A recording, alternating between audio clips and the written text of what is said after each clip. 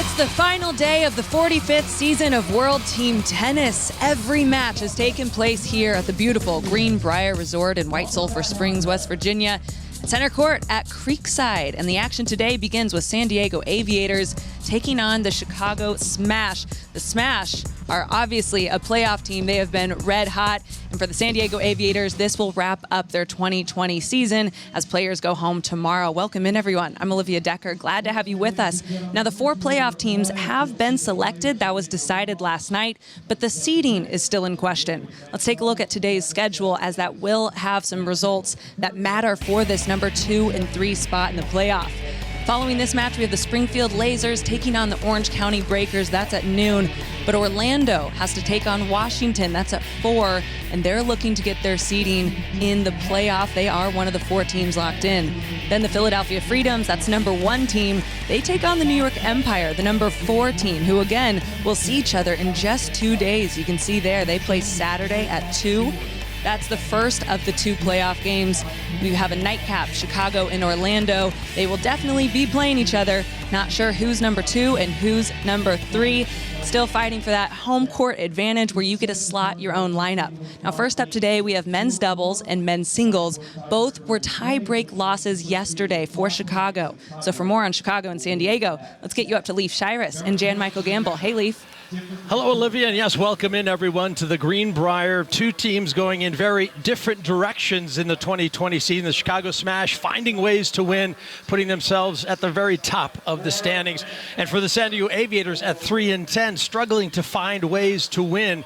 And Jan Mike, well, I mean, the Aviators is a tough season, but really a part of their story is going to be the difficult, close losses they have had. Yeah, they've had quite a few close losses. The Aviators had a good team. On paper, they looked fantastic. But you see some of these early close losses there, a couple of those just a game or 2 that really kind of make the difference and could have put them in contention for maybe getting into the playoffs. They had a good team. Ryan Harrison's played some good tennis. They made some trades. They still have a pretty good team. Hopefully next year they'll come through and maybe get a little bit further. Yeah, on the other side of the net, the Chicago Smash, boy, they have a lineup that is absolutely loaded. But a real surprise for them has been the play of Brandon Nakashima, the 18-year-old, who in his rookie year has really made some big contributions. He had a super tiebreak win over Jack Sock earlier this year. Yesterday, he played Taylor Fritz in the Philadelphia Freedoms in a super tiebreak. He had 3 match points at 6-4. Yeah, exactly. This guy is one of the up-and-coming young Americans that we have for the U.S. He's a fantastic player. It's a little bit less of a surprise for me because I've been seeing him play quite a bit of good tennis as of late. He's been practicing hard, working with Pat Cash. A lot of good things coming from him, and he can play some tennis. The guy doesn't get nervous, but tough one there yesterday. Yeah, Taylor Fritz at 6-4 getting the net cord that went his way, and then Nakashima missing a couple forehands. But this is a young player who's accumulated so much experience. He's got a nice record in singles. Jan Mike, look at the wins he's had and how many close losses he's had. He's contributing this year for sure. Absolutely. This should make him feel fantastic. He's had these good wins against these great American players there and shown himself that he can be a top player at least for 5 games. Can he do it for longer? I think so. I think he's going to be a top 100 player, and who knows from there. Yeah, he's planted some wonderful seeds here in World Team Tennis. Rookie year for Nakashima.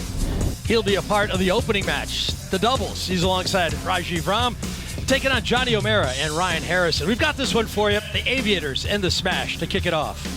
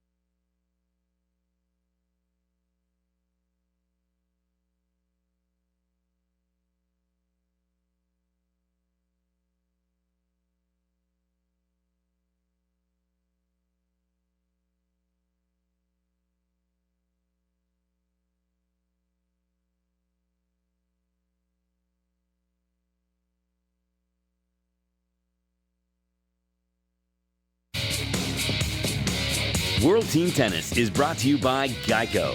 Did you know that Geico is now offering an extra 15% credit on car insurance? That's on top of what Geico could already save you. Visit geico.com to learn more.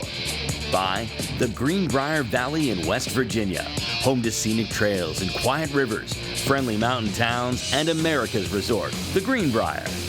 And by DraftKings. Download the DraftKings app and use promo code WTT to play free for thousands of dollars in prizes this season.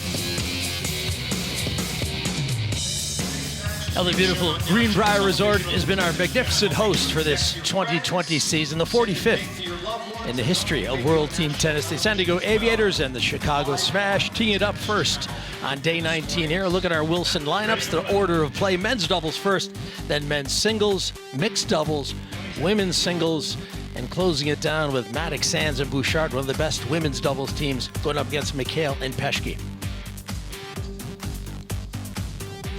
So a nice order of play, including Nakashima taking on Ryan Harrison. Battle of Americans. Here's Nakashima alongside Rajiv Ram. Yeah, looking forward to this one for sure.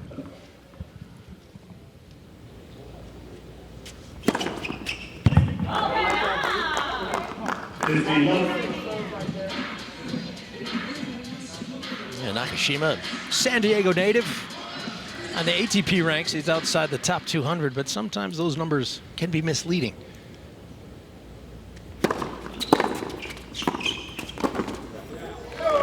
Great return. Harrison setting up O'Mara in the net beautifully. The Nakashima serve, he hits his spots extremely well. If he doesn't hit them perfectly, though, there's not as much on that serve as some other guys on tour. Harrison got a hold of that one.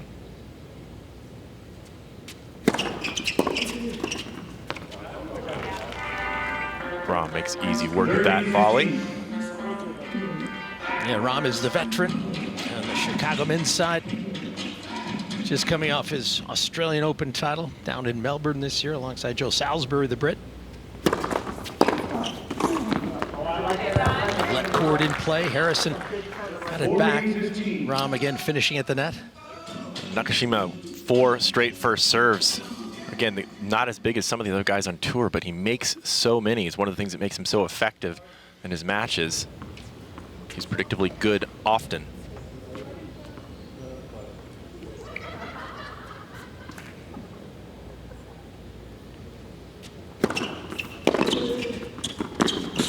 Oh, it's an amazing little angle from Nakashima to finish that game off. Wow, that was an impressive opening game. A lot of first serves, and he even had a little smile there. Nice to see Brandon emoting. Sets to 5 games, 9-point tiebreaker at 4 games all. The home team selects the order of play. Chicago is the home team, so they kick off with the men's doubles. And remember, lets are in play. We've got no ad scoring. Every game counts to the total match score. And Jen, Mike, if you're not having a good day, coach can substitute you. Absolutely, coach can throw in another player, and these benches have been really deep this year. We've got a lot of good players sitting out there ready to go in. I think that's so you better play well. Yeah, it's one of the features this year has been the depth of all these teams.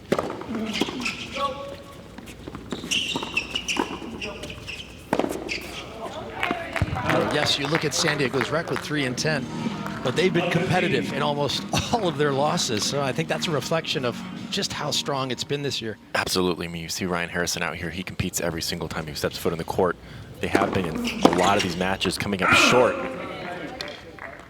but always putting every bit they can in there.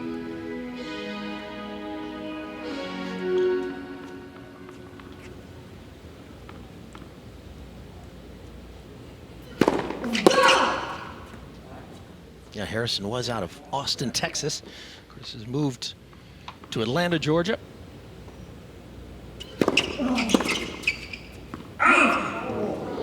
He and wife Lauren have set up shop in that fabulous city. Lots of tennis in Atlanta, so it's a nice base of operations here if you're a touring pro. Of course, Lauren's sister, Christina, she'll feature in the women's singles. That's a nice return there for Brandon Nakashima. That backhand is a thing of beauty.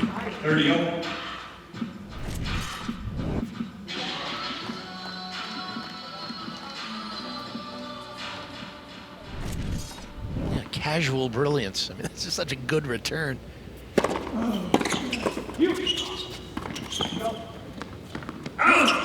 Nakashima just knocking that lob long. A couple of game points here for the Aviators. Yeah, Nakashima's talked about how he likes Novak Djokovic's game. It's weird. Not a bad guy to model your game after. Yeah, it's a decent guy to model your game after. One thing that's I like his game too. One thing that's been distinctive is how well he returns serve. We saw the backhand. There's the forehand. This guy's got timing and strength. Absolutely. His return to serve is one of his major assets, Brandon Nakashima. And he does, to me, in this match here, I know there's not implications as far as playoffs in this one, but looks looser out there than I've seen him in the past. So, playing team tennis might be a really good thing for Brandon Nakashima to kind of get some of that early, tour nerves and kind of feel more used to the being around situations like this pretty quickly. Good move for him to play here. San Diego Aviators head coach is John Lloyd. He's won a World Team Tennis King Trophy as a player. Was back with the LA Strings many years ago.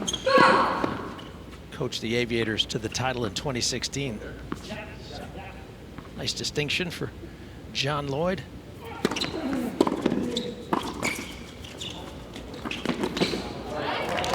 Good speed nice there, move. Harrison.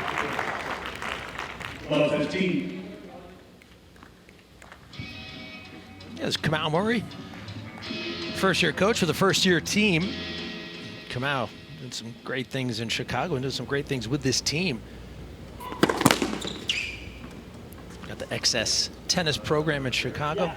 Kamau also works with Sloane Stevens, has for quite a long time. And a nice working relationship together. One of the friendliest guys out there. Rarely do you see him not smiling. Here's Sloane herself. Yeah, she'll feature in the women's singles. That'll be the 4th event up against Christina McHale. Again? Yeah. No. Yeah.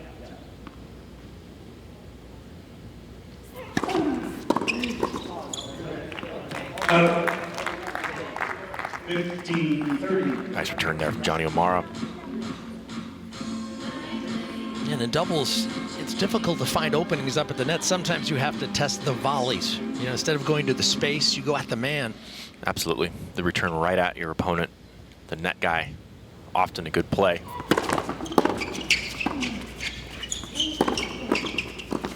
That's good stuff there from Harrison. Easily blocked away from O'Mara. Little opportunity here for the Aviators to get up a break early. Ladies and gentlemen, Chicago is taking a back coach tennis. Ladies and gentlemen, Chicago head coach Kamau Murray is Yeah, the conditions here at the Greenbrier were at 1,800 feet of altitude, so the ball does move. I mean, players have been rewarded for going after their shots, being aggressive. I think it's made for a high quality of play, very entertaining tennis. Rahm facing break points.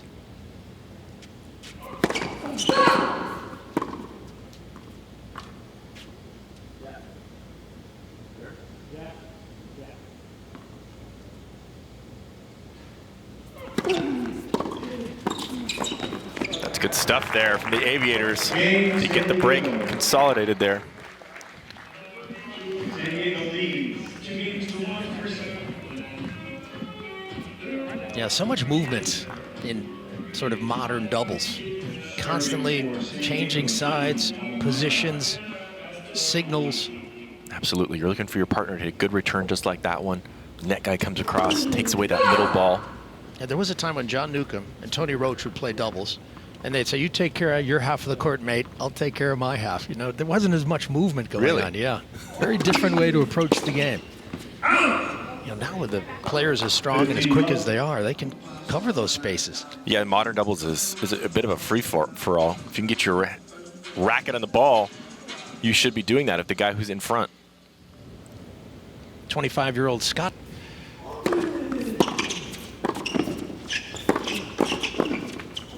Yeah, the Aviators have come to play. They look very strong.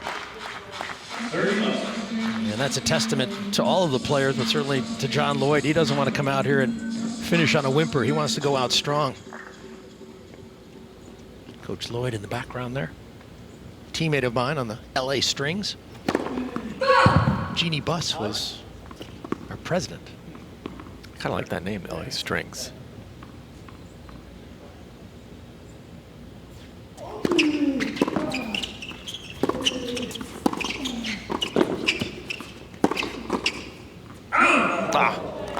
Mara just missing on that volley there. Nice little play for him.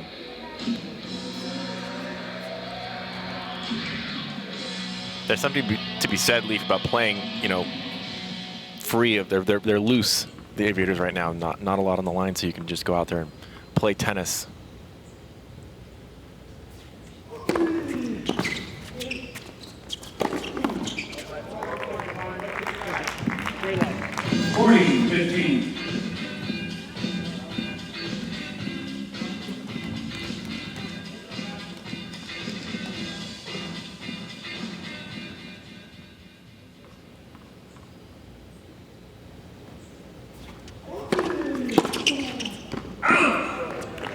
Well hit, but a little wide. So the Aviators have come out of the blocks impressively.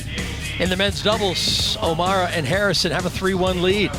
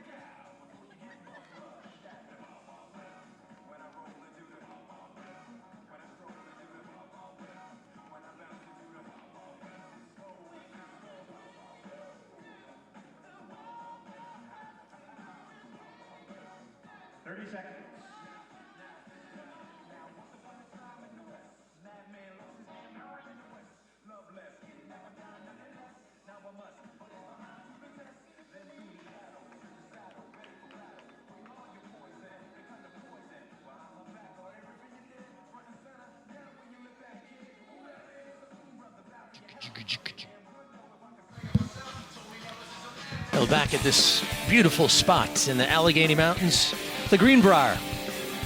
It's been around since 1778 as a destination. They used to come here to take the waters. Not sure what they take now, but it's served all across this wonderful facility. 11,000 acres, 710 guest rooms, indoor and outdoor activities. Lots of presidents have stayed here, including Dwight D. Eisenhower. He was responsible, I think, for the bunker that's below ground. Yeah, that bunker is pretty impressive. We checked it out a couple days ago. Lots to see here. This place is unbelievable. And how about this? You can take a little course on falconry. There's Nina Pantic of our team taking one for the team. And there's Bethany Maddox-Sands. I mean, beautiful pictures of a beautiful animal. And Bethany Maddox-Sands said, that's something I want to get into. That would not surprise me. She'd probably be great at that as well. Did not look at all afraid there. And Nina? Nina was good sport. All right, here's Nakashima serving at 1-3.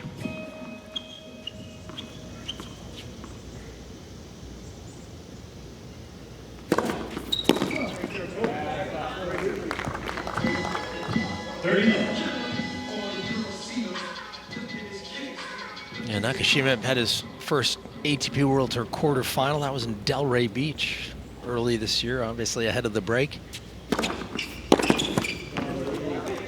Maybe Yuri Vesely is an established Czech player. Cam Norrie, kind of an established Brit. Yeah, those are a couple of good wins for him, for sure. That's a good step forward. He's had some good tennis this year. Before everything grind to a halt. Yeah, and right before the break, he was semifinalist at that Indian Wells Challenger. Lost to Jack Sock.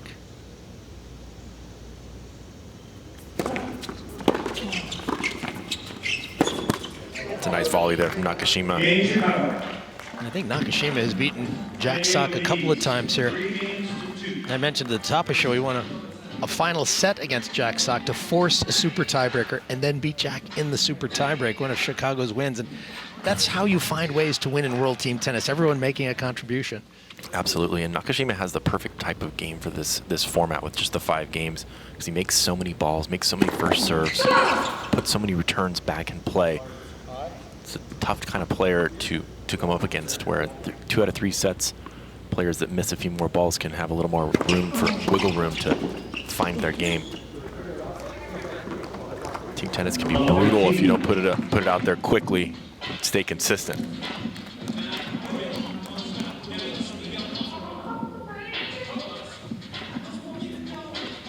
Yeah, that ball looked like O'Mara had a play on it, opted to let it go. Was well in. This guy's returns. It's a good serve.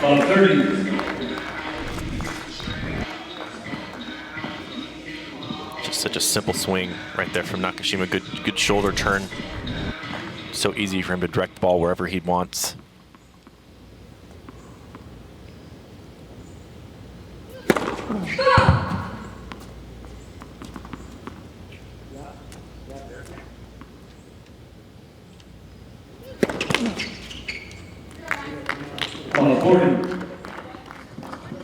Smash. 4 break points here to get back on track in this first set.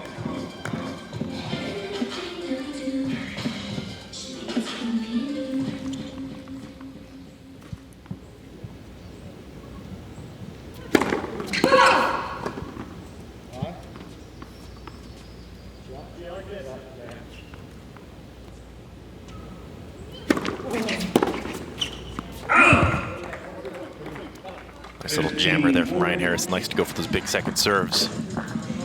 Often you'll see a gutsy second serve from Ryan. He's not afraid to miss it.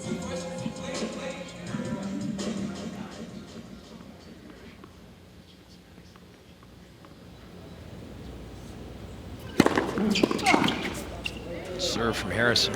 We've been talking so much about the men on the team who will feature in the first couple of matches, but the women also are going to be an important part of it. There's Bethany Maddox-Sands and Jeannie Bouchard. Both of them have had brilliant seasons, both enjoying themselves, right, Bethany? And why not? She sees us. 9 and 4. A couple of big serves there. Previous serve 128 up the tee. That one 118. Fans clap their hands together. It's the deciding point. Winner of this point will take the 6th game in the set.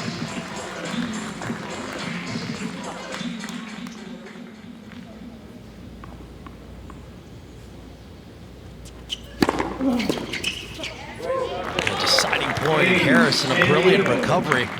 Love 40 down. I'm a little bit surprised that Rahm took that return. And only because I like Rahm at the net. As he's so effective up there, and Nakashima has such a fantastic return, I would have kind of switched it the other way. Yeah, good point.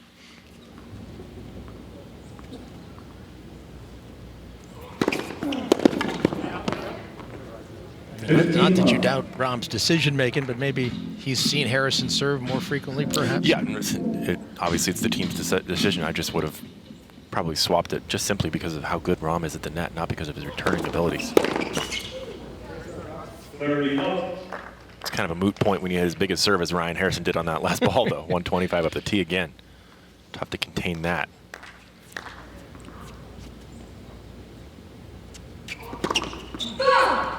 Rajiv Ram with one of the most prettiest service motions out there on the tour.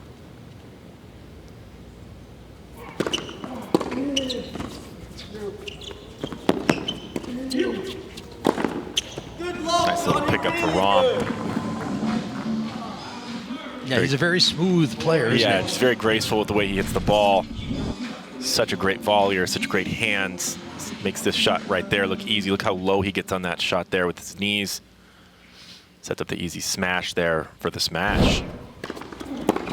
I see what you did there. Yeah. That was good. All right, the smash through that game. That's 4-3, so they've got another chance to perhaps break back. Remember, 5-game sets.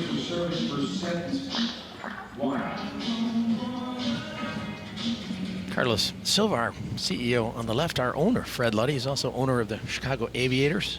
Excuse me, the San Diego Aviators. 15 love. Nice little serve out wide from O'Mara.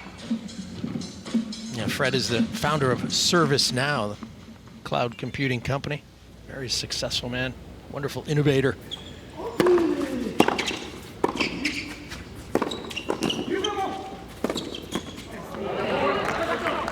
Good stuff there from Nakashima. 15 all. Yeah, those two had a good vision for keeping this place, World Team Tennis, alive, bringing it all to the Greenbrier here. To me, this has been the most fantastic season of team tennis I could imagine, all in one place, everybody here able to train together and see these amazing facilities and get all these matches played safely. 30-15.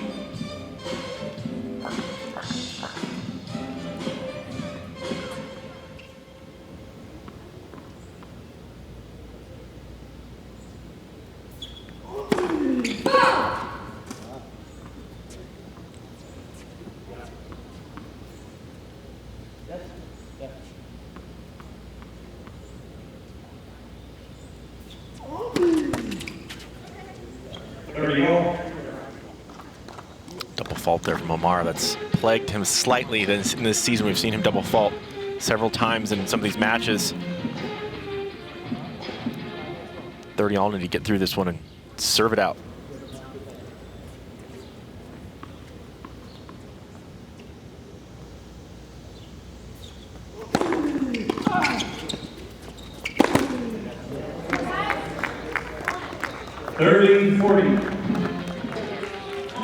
That was a little tight on the smash as well. It looked like his feet suddenly took root. You know, you've got to keep your feet moving. Make sure you're in the exactly right position. I agree, especially coming forward. When that ball's traveling back, you're coming forward. It's hard to time that ball. You really have to move those feet extra, maybe even slice the overhead, maybe not hit it the way you want to. You don't get the positioning.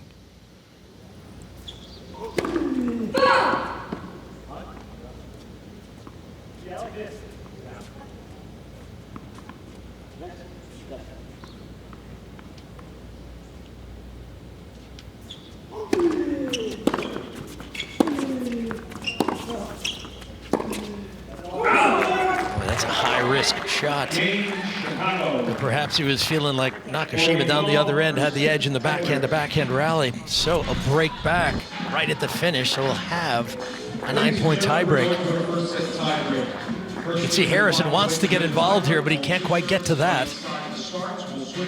Yeah, that's just too much to go for there on that occasion there. He needed to stay in the cross court.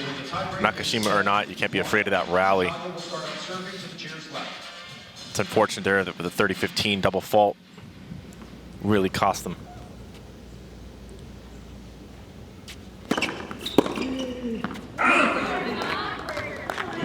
Chicago. And you see Rahm has done a nice job. He's allowed Nakashima to serve first, get to the tiebreak. Rahm will have, you know, the next set of serves when they switch sides.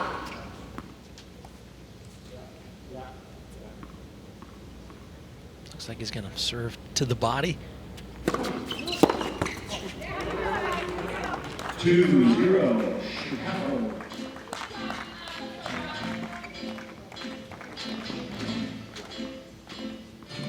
Yeah, just moments ago, Chicago is staring down a possible loss of the set 5-3. Instead, here they are ahead in the tiebreak, possibly going to win at 5-4. So fortunes change quickly in World Team Tennis. A couple of points, a couple of moments.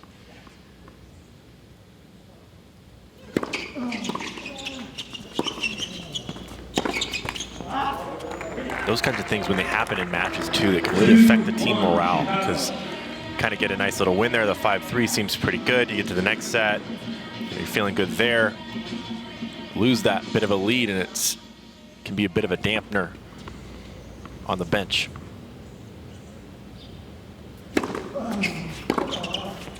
I think the technical term is Debbie Downer. 2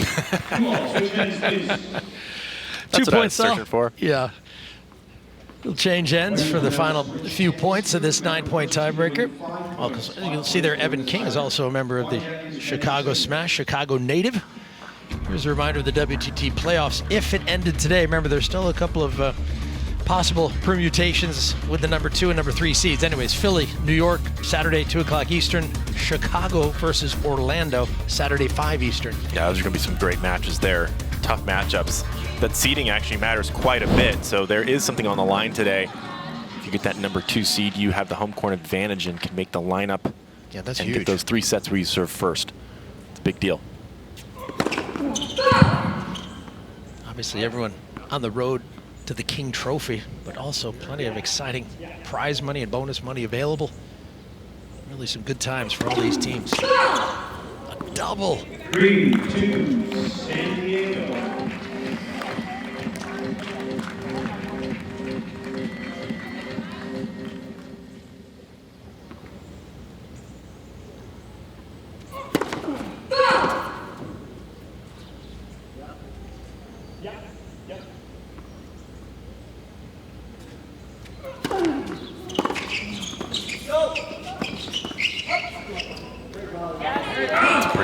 Right there from Rajiv Ram. Again with the great feel, holds that ball to the last second. It was Stevie Johnson who played golf with Ram the other day, and someone asked Stevie, how was Ram on the golf course? And he goes, smooth as always. Guy's got some natural skills, natural athleticism. Wonderful game he possesses. 3 points all. Aviators have the final 3 serves.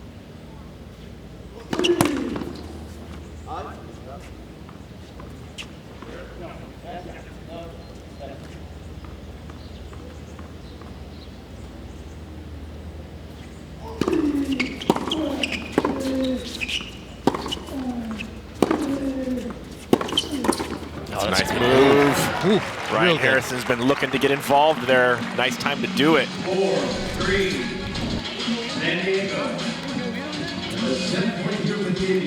Watch how quickly he crosses here. Makes the move. Nicely executed on that backhand poach.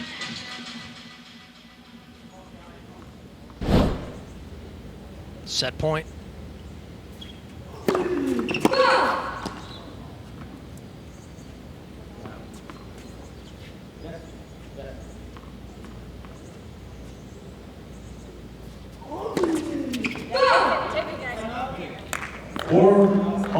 Another double fault there. O'Mara calls timeout. We'll see our first Geico timeout from them. Is called a Geico timeout. And put your hands together, everybody. Well, so far, San Diego has won both of the deciding points. Something to think about here, as O'Mara has struggled a bit with the pressure on his serve. We'll see how he does here. This 1 point's got to decide it. Yeah, it's interesting for the server to take the timeout. Gonna be one and done here, sudden death.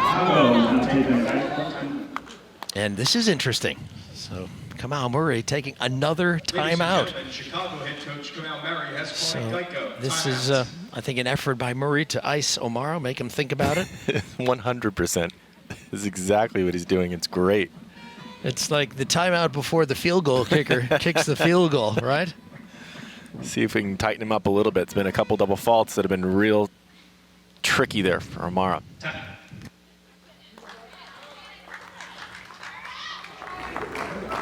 All a part of World Team Tennis. Here we go.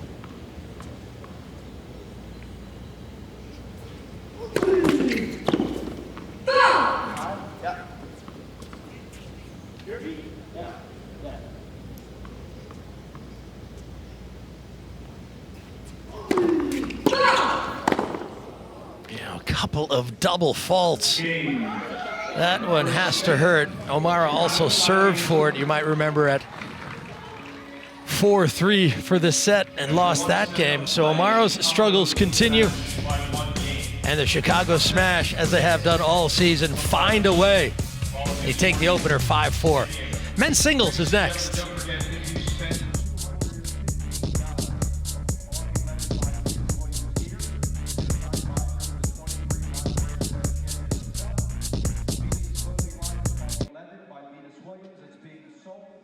At the Greenbrier Tennis Pro Shop, right next door to our facility. Outdoors, right indoors, next door is the Greenbrier Tennis Pro Shop on the second floor of the indoor facility, about 100 yards when exiting the outdoor court. Coming up next, men's singles.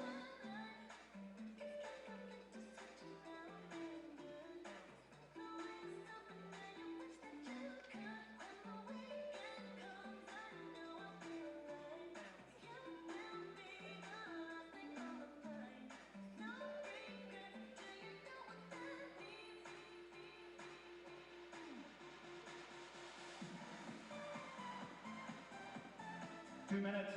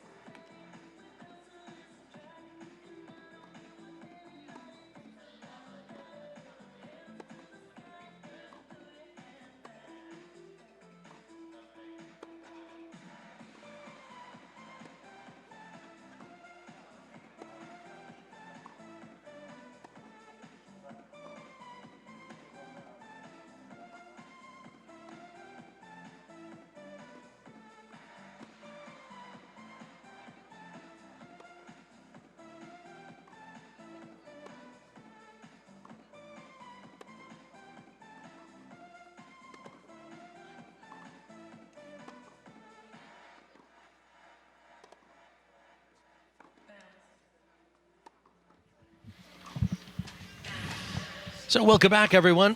The Chicago Smash eking out a 5-4 opening set win in men's doubles. And World Team Tennis can be a cruel sport and a cruel format. Here's the deciding point. Ryan Harrison.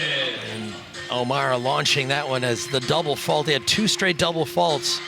15 seconds. And Ryan will go up against the native of San Diego. Obviously, the disappointment etched on his face. It's a tough time for that. He had that double fault also in the game before, 30-15.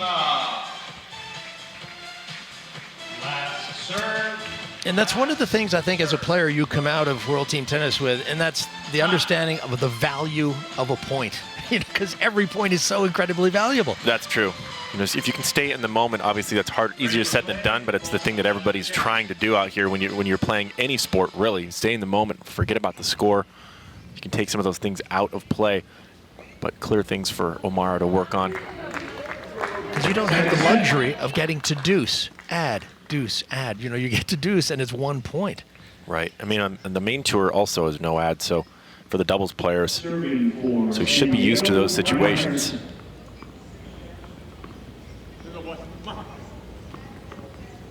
So here's Harrison taking on Nakashima in the men's singles.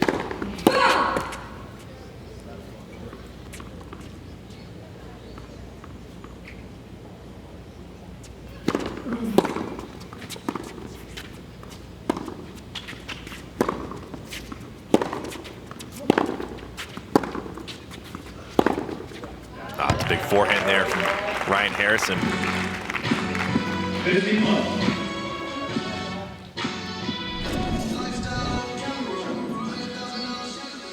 Harrison, on the other hand, in that double set, served quite well. That Love 40 game he came back in was a fantastic display of some big serves. There's another one right there, 125 up the tee.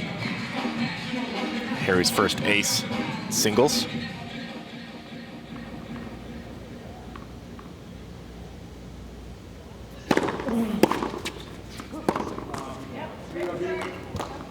$30-15.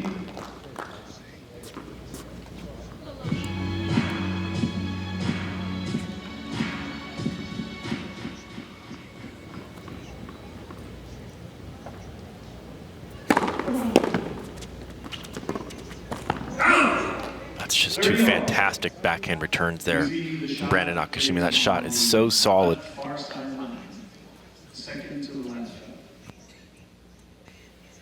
Take another look at this sideline call. Harry doesn't like it. Yeah, we have the 12 Hawkeye cameras around the stadium producing the calls, and also computers that generate the audio, the sound of the linesperson making the call. And you can see it just catching the outside edge of the line. Tough to challenge Hawkeye.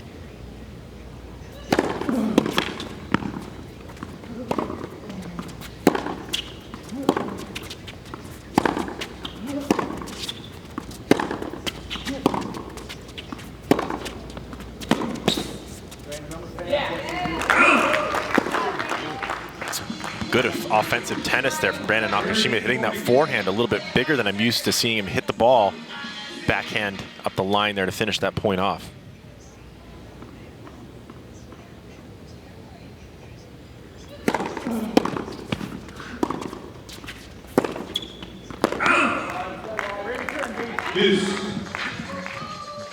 All right, a deciding point.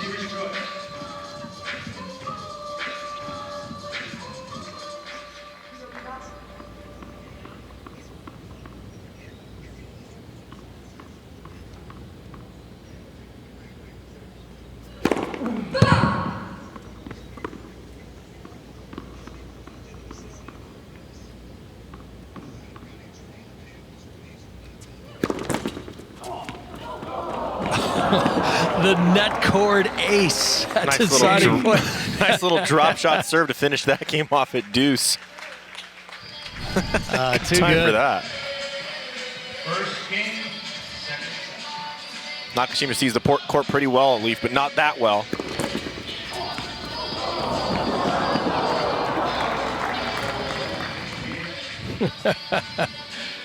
Ryan's going, yeah, I enjoyed that. Did you? I'll take it.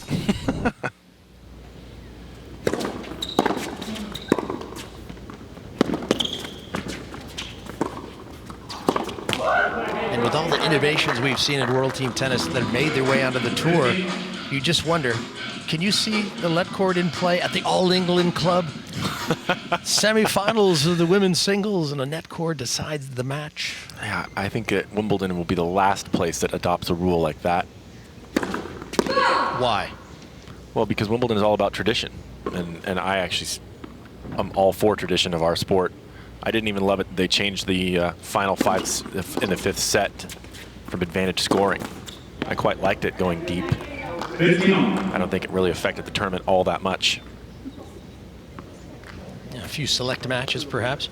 I do like that there is an end. I know they've given a few more games before they do have the tiebreak at least. Yeah, it's 12 now, so it's fair. I mean, at least you can go pretty far, pretty deep into sets for that fifth set.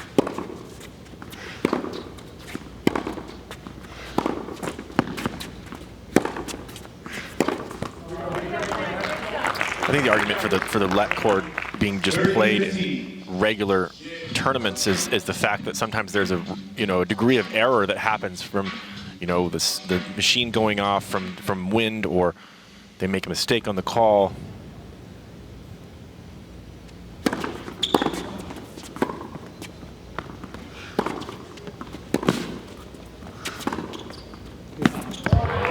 Sensational point.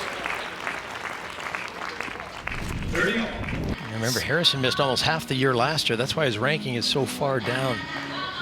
Nice deep forehand here from Harry, getting forward quickly on that short ball. Love it when he uses that speed offensively.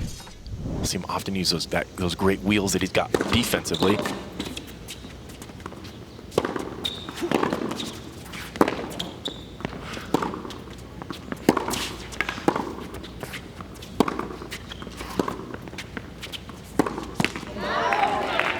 Good stuff right there from Ryan Harrison, just tracking those balls down. A couple of good gets to stay in that point. Yeah, I think Nakashima does enjoy the higher ball. He likes pace. He seems to enjoy it when guys hit with him. But he can flatten out that higher ball. Yeah, he can. Some of those off-pace balls that Ryan Harrison is able to hit, the little heavier forehands, the slices, can be something that Nakashima won't deal with quite as easily. He redirects the balls pace with the ball extremely well. Yeah, that last error came on an underspin backhand from Harrison. So Ryan's got a couple of breakpoint chances. Ladies and gentlemen, San Diego was now taking a Geico timeout. A little bit of gamesmanship out here. Coach Lloyd going with the timeout. Look at Ryan and John are really enjoying this. They're like, oh yeah, you can ice us. We're gonna ice you guys. Come out, we're not afraid to take the joke. It's like Bill Belichick and somebody.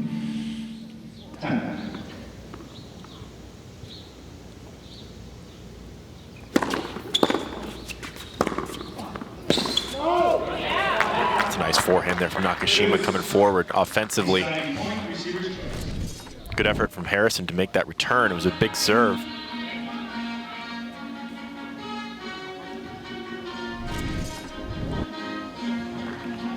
Good instinct from Nakashima, thinking, okay, I've got to take it to him. I'm behind in the score. Deciding point.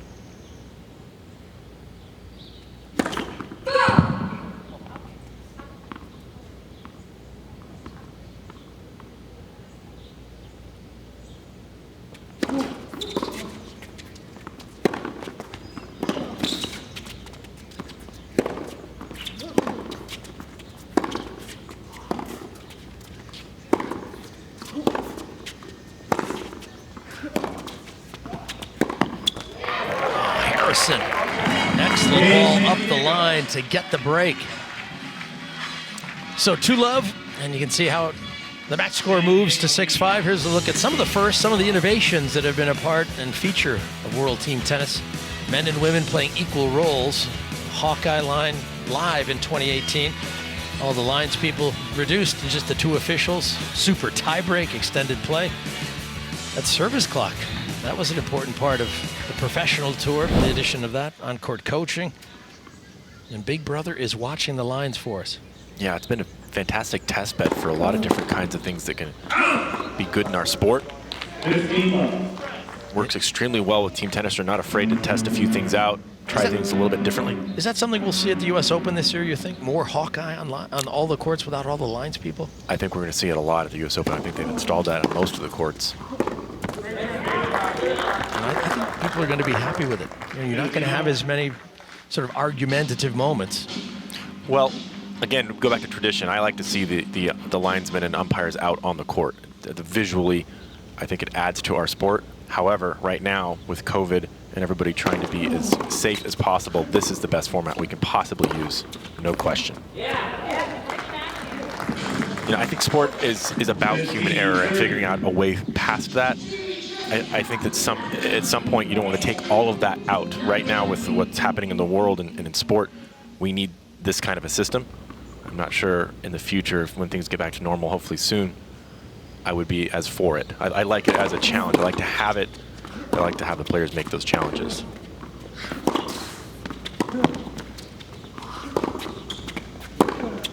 Let's bring another great backhand there from Brandon Nakashima. 15-40. Chance to get right back on serve for Nakashima. That return is so solid.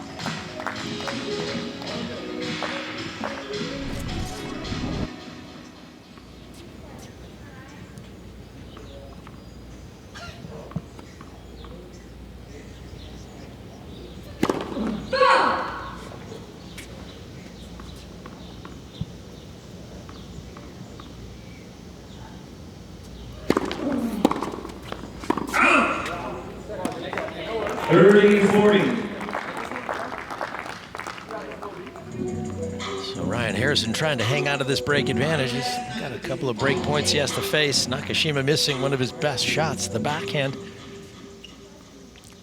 Sabine Lisicki giving him a little advice there.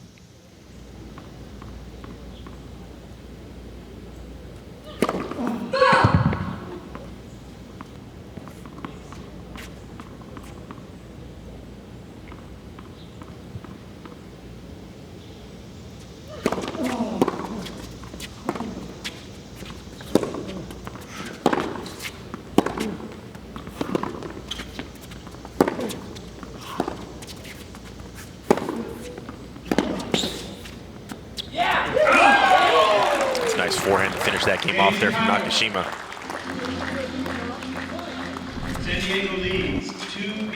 Harrison doing a good job here with the underspin, but Nakashima had the good answer to that. Nice net clearance on that forehand. A little tougher off that underspin backhand from Harrison, but well measured on this one.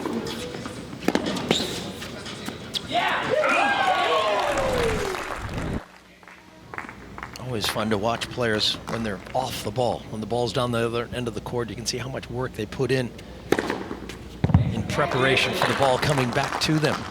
15 love.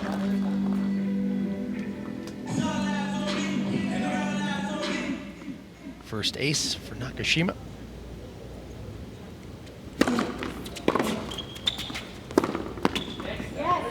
Nice serve out wide to open up the court for the easy put away forehand.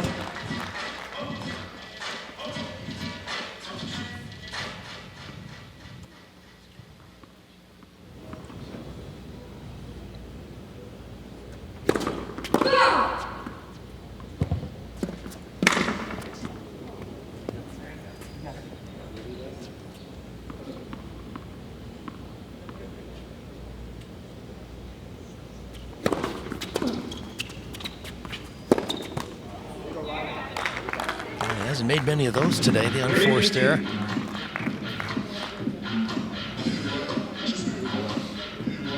Ryan having a little chat with Coach Lloyd there. Likes those checks and balances with his tennis. Uh-oh, Hawkeye down.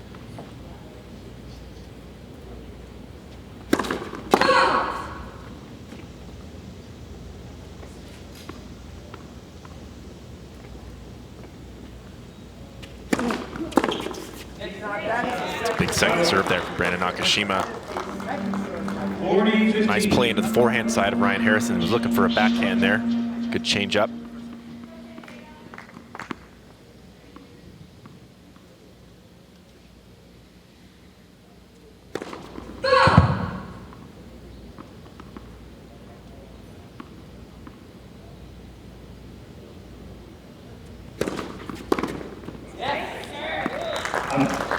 Strong serve from Nakashima. The Chicago smash from a breakdown, even in the men's singles, 2 games all.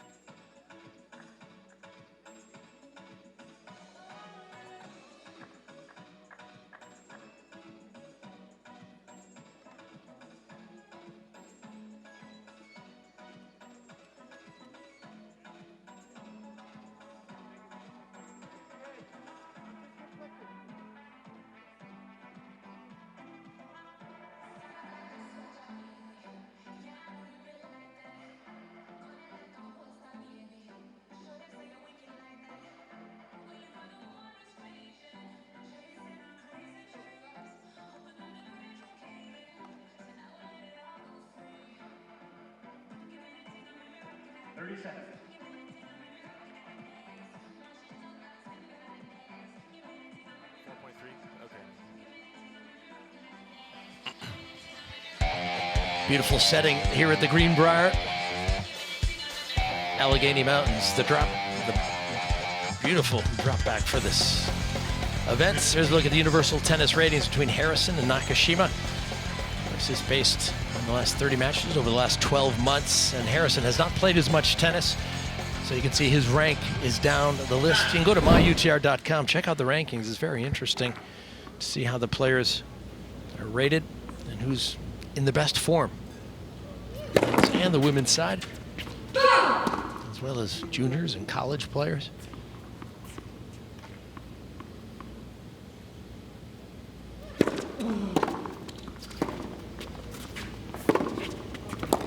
That's just another great backhand from Nakashima, just getting that racket through. Stays nice and low on that ball. Creating a lot of pace and depth on that one.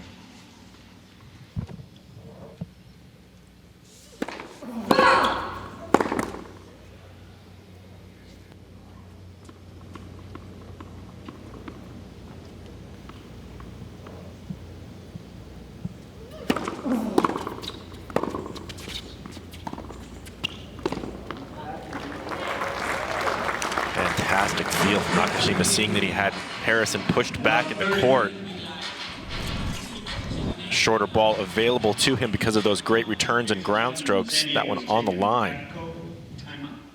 Ladies and gentlemen, San Diego head coach John Lloyd is calling Geico timeout. Geico, proud sponsor of World Team Tennis.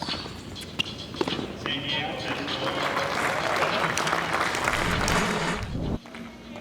Yeah, Geico timeout. Just to allow Ryan a pause. Maybe take some of the momentum, the wind out of Nakashima's sails.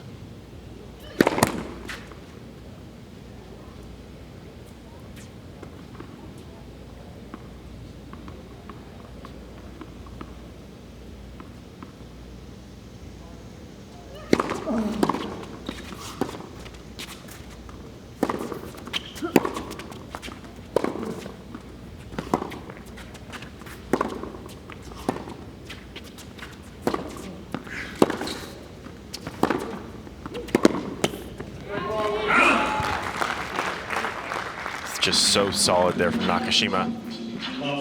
Willing to stay in those points as long as it takes.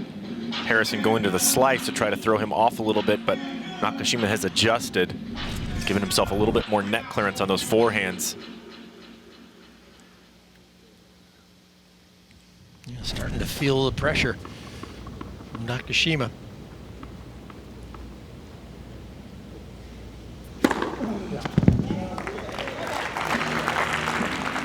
123 up the tee. Now that could be the possible answer. Take the racket out of Brandon's hands. It's a good answer. He needs 3 more of them.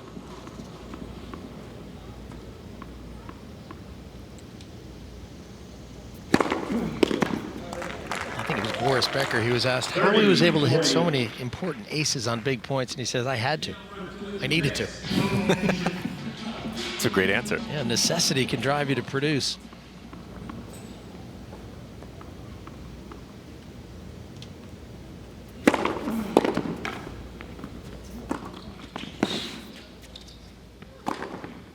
We might be listening to you, Leaf, because that's the 3rd great serve from Harry in a row. Where will Nakashima take this return?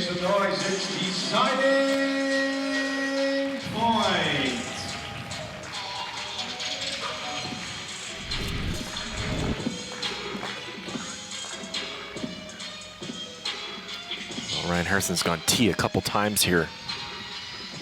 Does Nakashima cover that serve?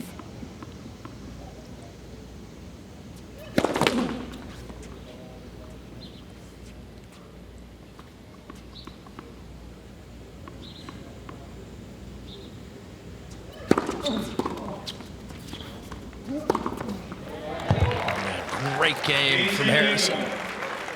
That's some fantastic focus right there from Ryan Harrison to get through a game like that, have to win 4 straight points. Nice execution on this forehand, going to a big part of the court. Didn't need any more than that. Yeah, he sort of held it until the very last second, until maybe he saw Nakashima move. 3-2.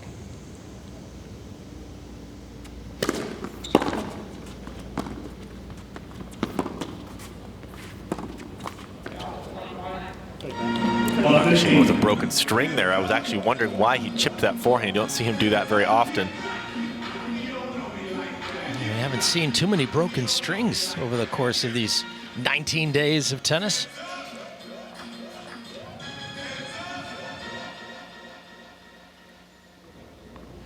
Not like the old days when they used to string the rackets with gut tennis strings. Those used to break more frequently. Yeah, I remember putting those stringlings in my gut racket, trying to keep them alive just a little bit longer. Now you see players switching with the new balls often in matches. Their strings, so that you don't break in matches. I was pretty hard-headed. If I liked a racket, I wanted it to keep its life alive as long as possible. So here's another Geico timeout. you know, if you're playing great and that racket you're using is a perfect extension of your hand, why would you want to change it? Exactly. I always worried that the next wouldn't play quite the same. I think it was Ivan Lendl who first, the great Czech star, immigrated to the U.S., who started changing his rackets all the time. Wasn't he one of the first guys? He did. He made a lot of stringers very rich. I mean, when you see stringers driving Mercedes and living in big houses, you know, Good for them. The world has changed. Those guys work hard. They're doing a lot of rackets. Good serve there from Nakashima. Needed it at love 30.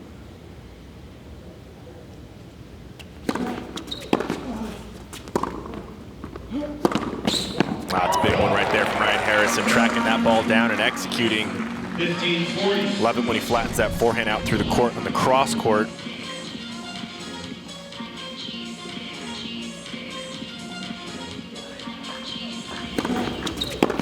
Harrison will have 3 break points here for that amazing comeback in the last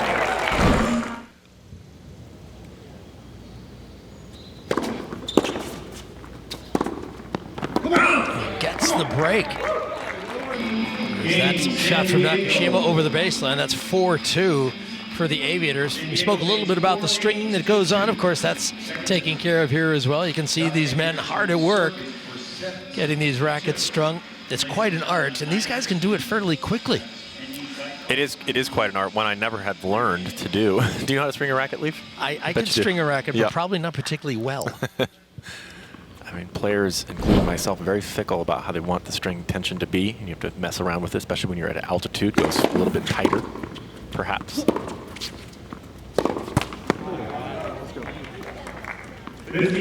Harrison with that miraculous comeback in that last service game from love 40. Now he sees himself at 4-2 for the Aviators. Chance here to get ahead in this match.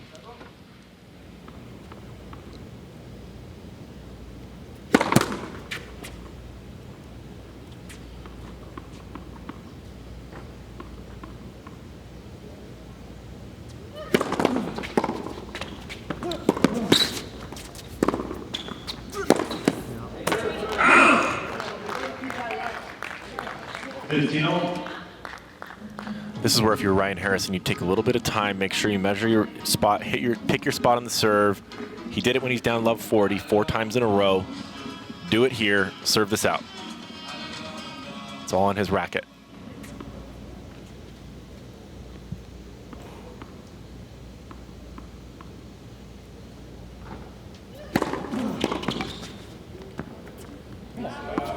Nice serve out wide right there, opened up by so many good serves up the tee. And he was serving and volleying. He was coming in behind that, trying to change it up a little bit.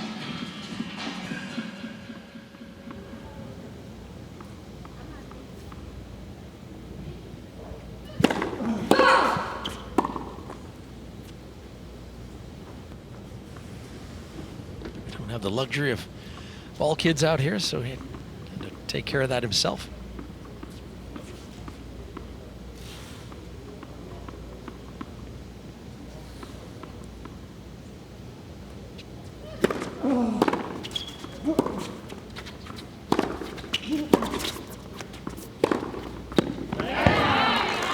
Nice forehand from Nakashima. Seemingly nerves of steel out there. Not much emotion on the court. Seen a few smiles from him in this team tennis format, but very focused individual. Harrison did not get enough on that backhand, the first point of that, first strike of that last point.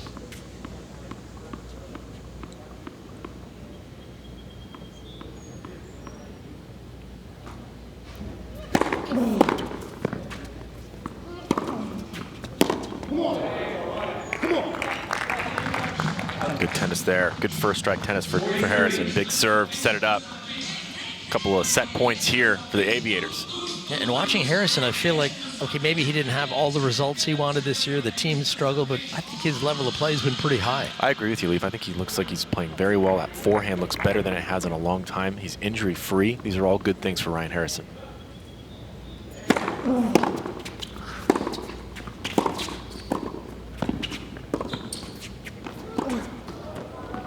What a lob. Granted, Nakashima's not out of this one yet.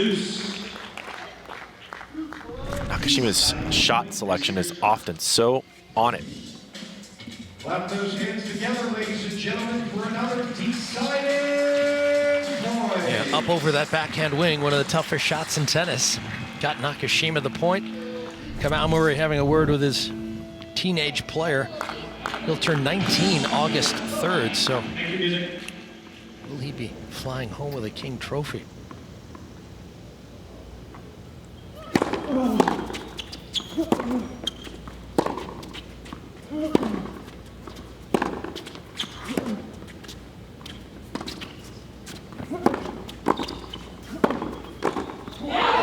Harrison made him volley, and Nakashima got it done.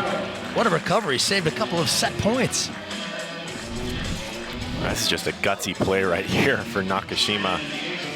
Getting in there, nice first volley, laying waste to that easy forehand volley there. It's a good play at deuce. I understand the frustration from Ryan Harrison there, but he didn't play a bad game.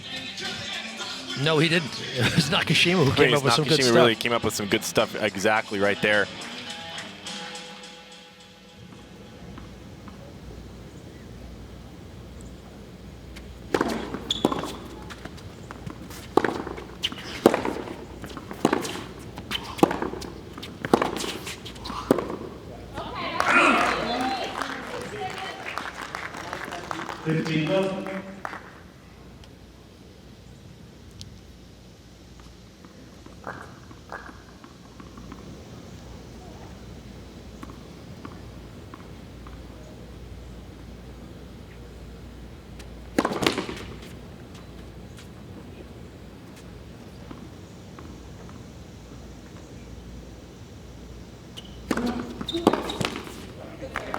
That's 30 love. 30 love. Looks like we got a 9-point tiebreaker beckoning.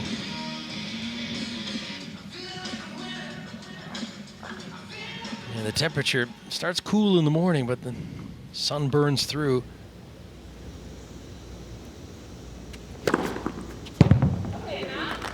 Evan King on the bench trying to get a bit of protection from the sun. Nice serve there for 40 love. Yeah, there was quite a bit of mist out this morning. It was very cool on the grounds here at the Greenbrier.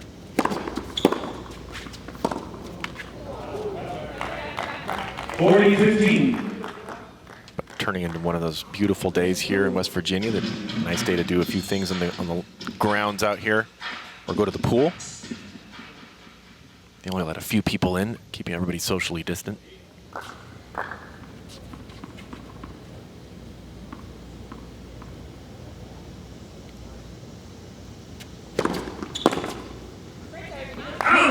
Nice effort from Nakashima. Bounces back and forces a 9-point tiebreak. So this will be a big moment in terms of the match score, and maybe a moment of momentum heading into the mixed doubles next.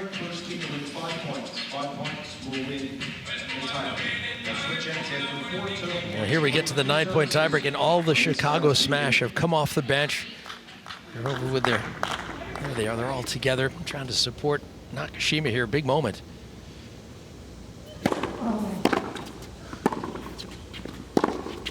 Kamau Murray and I would guess Bethany Maddox-Sands have, because she's such a great team player, such a great personality. I think that they've created a fantastic team dynamic, really standing behind their players that are involved in the sets being played. Nice positivity from them, and a great backhand there from Nakashima. It's hard not to get behind a guy like Nakashima. I mean, look at the shot he's producing here. I mean, this is almost like a routine backhand for him. That is a routine backhand for him. The return was fantastic to set that up, though, allowing him to get inside the baseline there on that backhand. It was good depth on that one.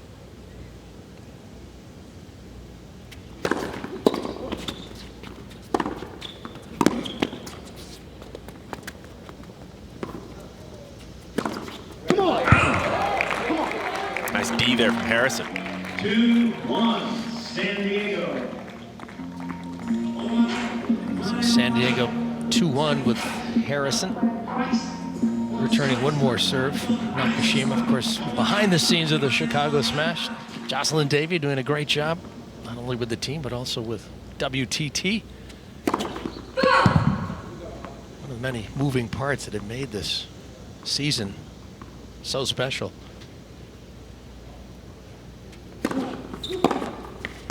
That's a big grip on the backhand there from Ryan Harrison, finding the line. Big time for it. Yeah, he took a page out of Nakashima's book, and just more evidence of how well Harrison's been playing. Yeah, it's been an interesting set of tennis out here. A couple of breaks, some opportunities for both guys. Look at that, up 2-0, then down love 42-all, comes back to build a 4-2 lead. Now we're in a tiebreaker. Yeah, we've had 4 breaks of serve.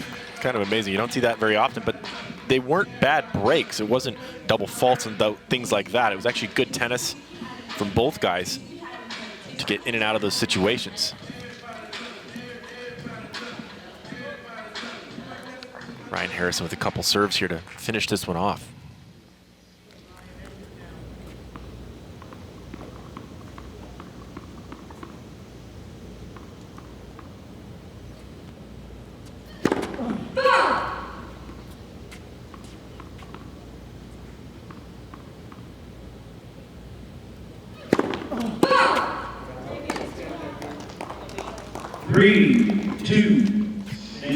Never a good time for a double and a tiebreak. Of course, Harrison looks across the net, sees a young teenager. Of course, he was just 15 when he made his ATP Tour debut. That's a nice serve. Got some set points now. Yeah, so he's been around the game for a long time. 28 years of age. That's definitely a good response to hitting a double fault there in the last point. Harrison and the Aviators here with 3 set points. Nakashima will serve them all.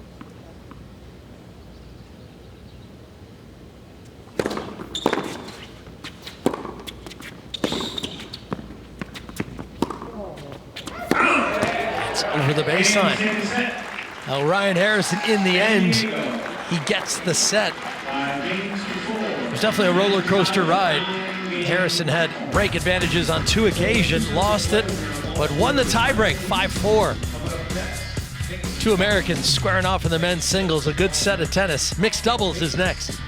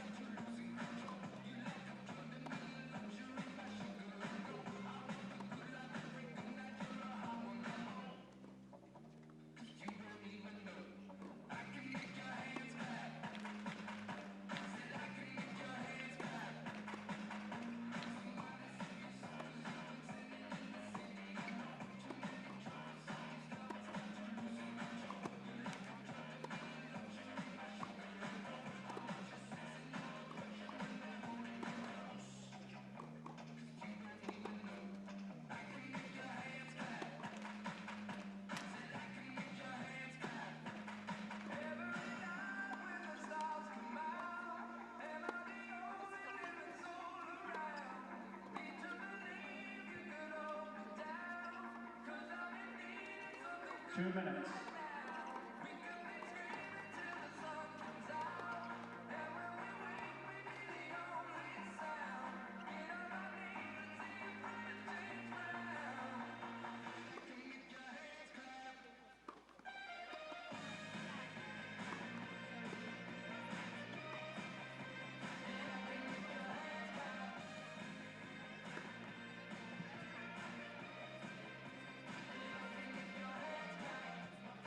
Coming up next, ladies and gentlemen, mixed doubles. And we'll feature, first for San Diego, please welcome back a 2-time winner on the ATP Tour, Johnny O'Mara. To the left of the chair, this player holds the record for the fastest serve in women's tennis at 131 miles per hour. She reached the Wimbledon final in both singles and doubles in her career. Ladies and gentlemen, please welcome Sabine Lisicki. For Chicago, warming up once again to the right of the chair, playing the second set this morning. A winner of 20 ATP World Tour titles, back-to-back champ at the Australian Open in mixed and also in men's doubles. So welcome back, everyone. You can see some of the mist from the Allegheny Mountains that is just hanging around as the sun is burning it off here in the mid-morning. Split the opening 2 sets. Ryan Harrison of the Aviators taking the men's singles, and our look at our chosen foods move for the match. Brandon Nakashima doing a lot of running as Harrison had him moving. Harrison was the man in control as Nakashima always bouncing back, and he did it in part because of his good footwork. All right, so up next, mixed doubles. First look at Bethany Maddox-Sands. She'll be alongside Rajiv Ram. Get live player stats ready for play. Johnny O'Mara and Sabine Lisicki across the net for the Aviators. Here's what it looks like, the matchup. So we've got Johnny O'Mara, the Scot, Sabine Lisicki, the German. A little bit of European content, I guess we could say, for the Aviators. The Raw Maddox-Sands, tough team to deal with right there. We'll see if Lisicki and O'Mara are up to the task. We've seen Ryan Harrison play quite a few of these mixed doubles matches. Back when Coco Vandeweghe was on the team before the trade, a lot of those matches were Vandeweghe and Harrison.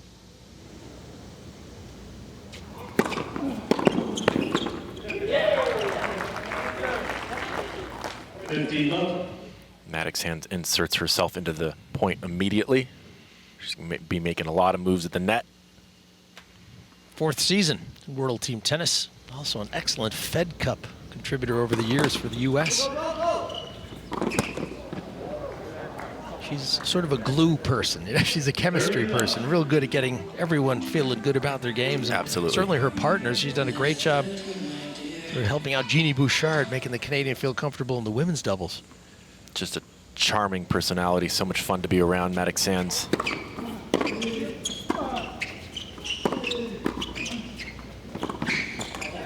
Nice little volley there from Ram. 49.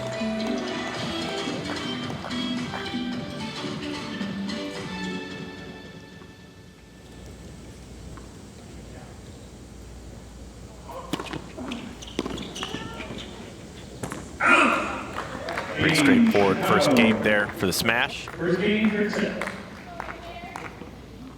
Yeah, Ram is, with his service game, Maddox-Sands can get involved up there, and vice versa. When Bethany's serving, Ram has got the reach and the movement up there. They're making a really difficult team to attack and break down.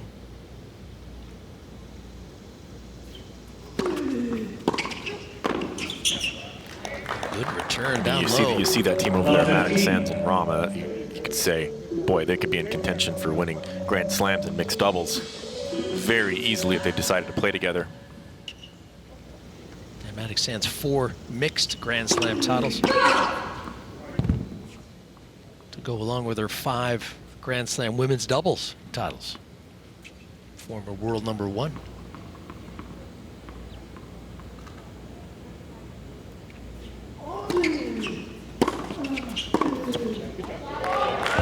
She gets beat that time as O'Mara saw the move. 15-all. Still a nice move there for Bethany Maddox-Sands to get that in his head a little bit, that she's going to be moving there. Maybe on the next one, or a tighter point, draw the error. It's a nice volley there from Lisicki. Yeah, she's rock solid. We mentioned the Wimbledon run as a singles player. She was also a Wimbledon doubles finalist too, so she knows how to play doubles well. Splits her time between Bradenton and Germany. First season World Team Tennis at 30 years of age.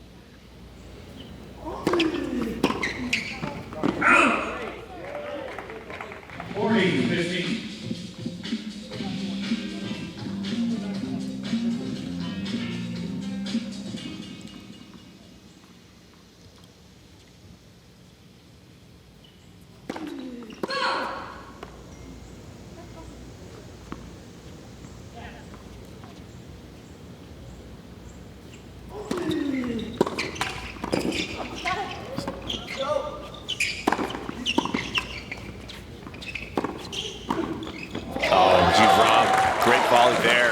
move.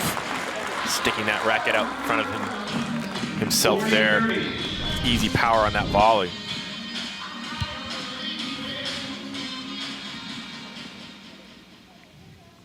Some nice coverage there from Bethany Maddox-Sands. And it's almost like the weight transfer is what generated the pace. Not much of a swing. He got his body on the ball.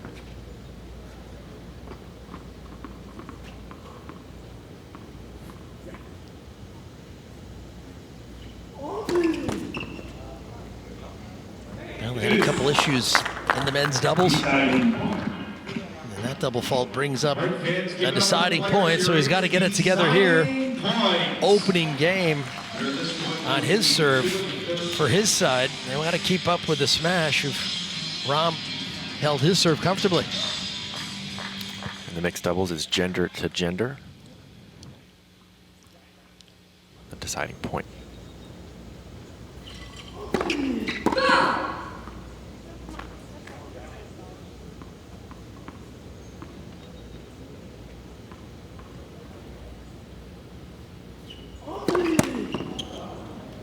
Had it gone over, Rahm was running around. So another double fault and a game for the Smash, who are in command. And here's a look at the major champions in mixed doubles.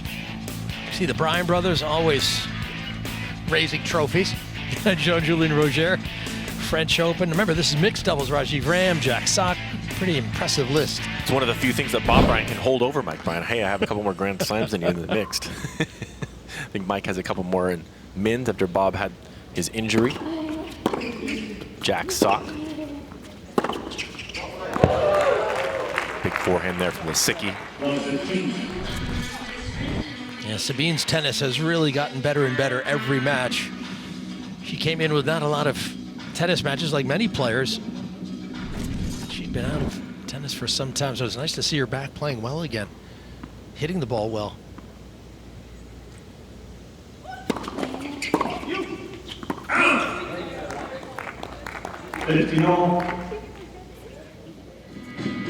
Bit unfortunate with that let court serve. Lisicki, the good smile on her face though.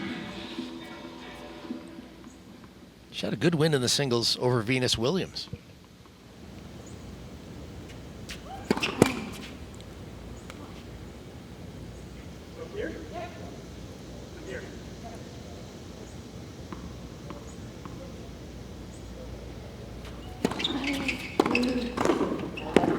Nice second serve there, easy put away for Rahm. 30-15.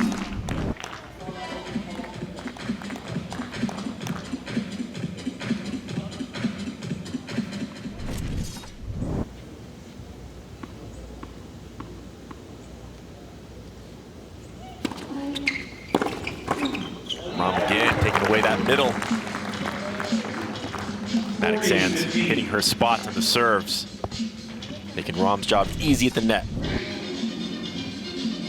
It's so important in doubles to make those first serves if you can.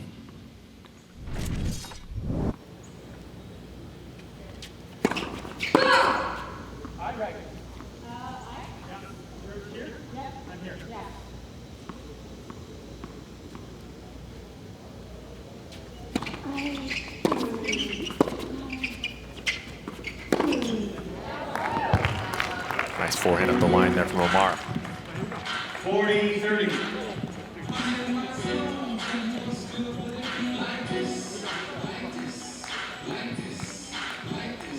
Yeah, can the Aviators find a way back from this break against them?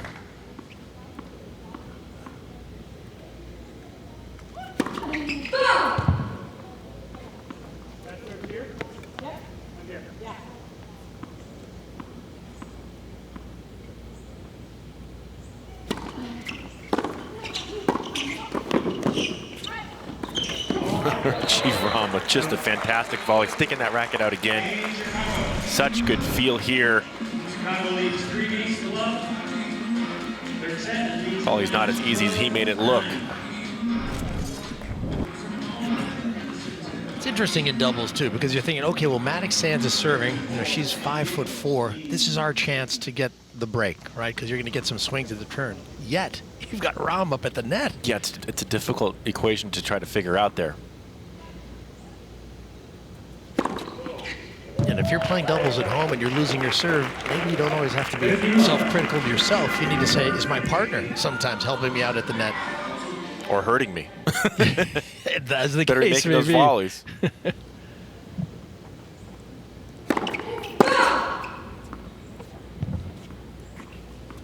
That's why when I was playing doubles, I always tried to find one of the better volleyers on the tour. I knew I had the big serve, but I didn't want to be making volleys all day long.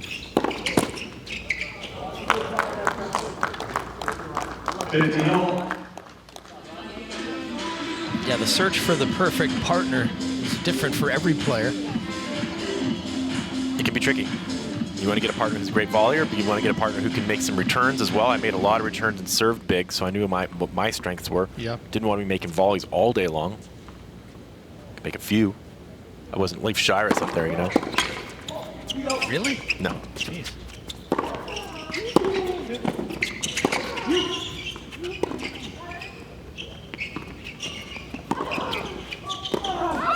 That's a great lob from Maddox Sand, but Lisicki had an answer. 30-15. Yeah, Chicago's dominating this. The Aviators need to get a game on the board here, and that's a step in the right direction.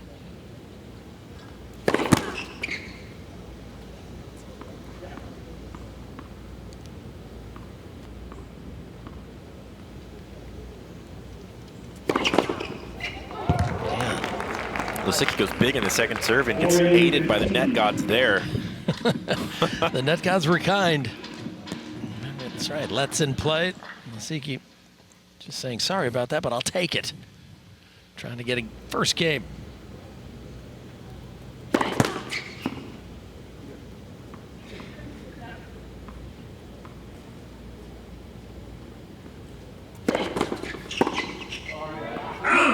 Another net cord serve. San Diego. Switch in, please. All right, so San Diego's on the board in the mixed doubles. Chicago smash, though, 3-1 up. Lisicki enjoyed that.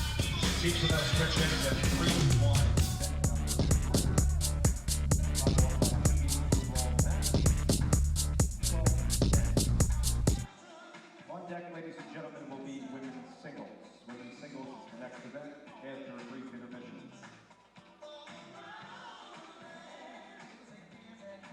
One minute.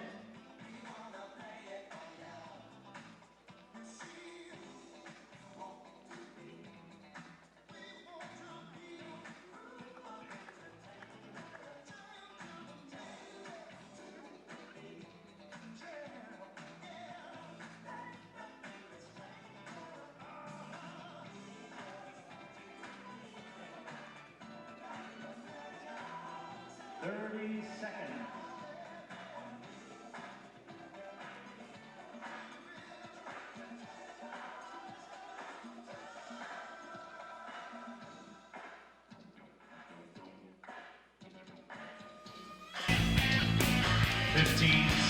So welcome back, everyone. Take a look at the WTT playoffs. The current seedings: Philadelphia will take on New York. That's 1 versus 4. And Chicago taking on Orlando, 2 versus 3. Now, that is how it would unfold. But there's still a little bit more to play for over the final day of the regular season. Now, the Chicago Smash, if they win versus San Diego today and Orlando loses, or Orlando doesn't win 4 more games than Chicago's total today, Chicago would be the number 2 seed. Orlando has also a chance to clinch the number 2 seed with a win over DC, Chicago lost, or Orlando wins 4 more games than Chicago's total today. So both those teams trying to win a lot of games, get the W, obviously. Absolutely. And those of you just joining us, why do they care about that so much? Because they get home court advantage with that seeding. It's very important. You get to serve first in 3 of the sets. That can make a huge difference to the final tally. Yeah. Even if you have just the 1 break in those sets when you are serving first, you still get to a 5-3 count versus a 5-2, and that really makes it up in the end. Saw some unexpected visitors overhead, making a little bit of noise. Nice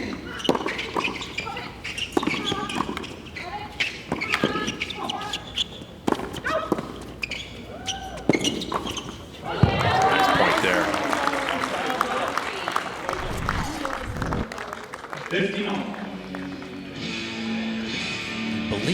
Those are geese. Beautiful birds flying just over this center court at Creekside. Probably headed over to the golf course for some fresh seed. We're talking about seeds.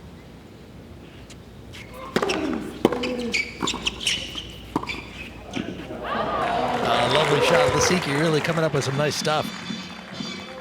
15-30. Because here they are with Rahm serving, and they've got a little chance now. Obviously, Rahm wants to dial up a first serve.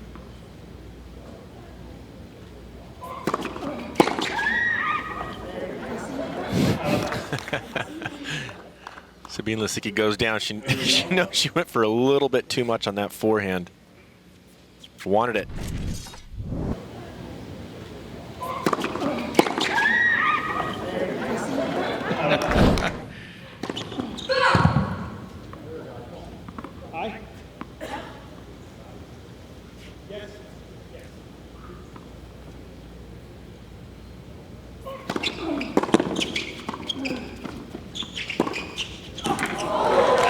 With control and pace and perfection.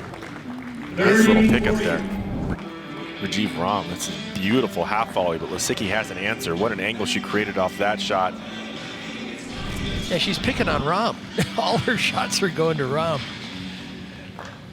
All right, break points. Trying to get back on serve.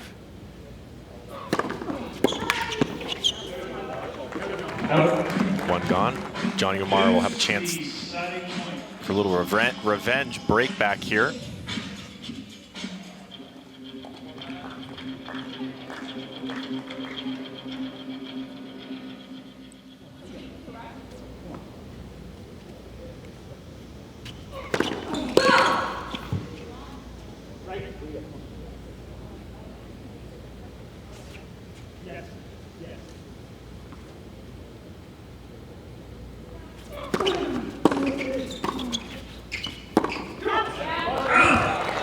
Another great volley right there from Rajiv Rahm.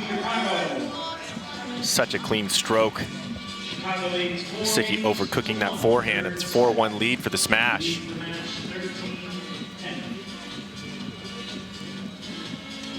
Yeah, Rahm is, we talk about how smooth he is. He's also a fairly cool customer. He doesn't get ruffled very easily.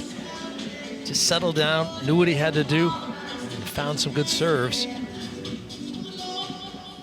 One reason why he's got a Grand Slam title. He's won a Masters Series title, 500, 250.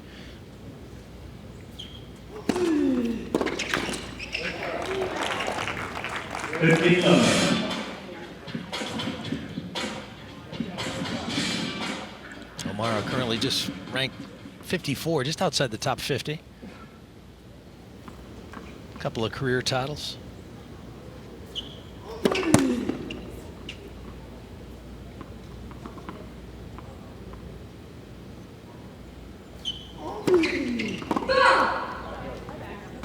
Those double faults continuing to plague O'Mara here today.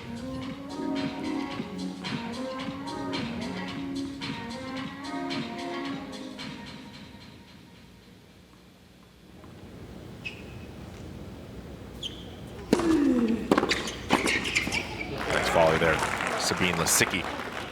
30-15. Helping her partner out a little bit.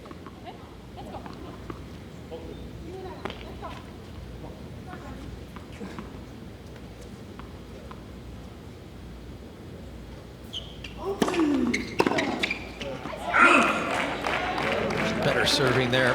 40-15. O'Mara mentioned out of Scotland, another tennis player, no doubt inspired by the efforts of Andy Murray, who really has given a huge impetus to Scottish tennis. Of course, Andy Murray's mom, Judy Murray, doing some great things to promote the sport, not just in Scotland, but across the UK. 40-30. Yeah, she's a fantastic ambassador for the sport, Judy Murray.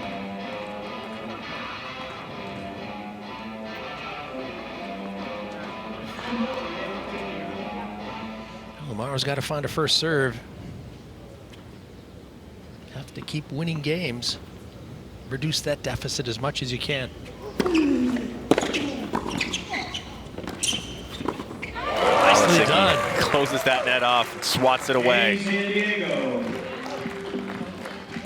Chicago leads 4 games to 2. Yeah, Lisicki's played a fair amount of Fed Cup for Germany.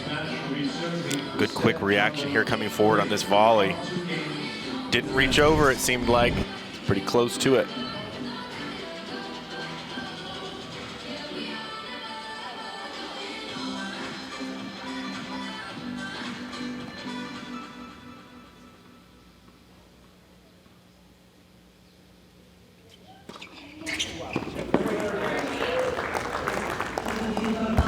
Love.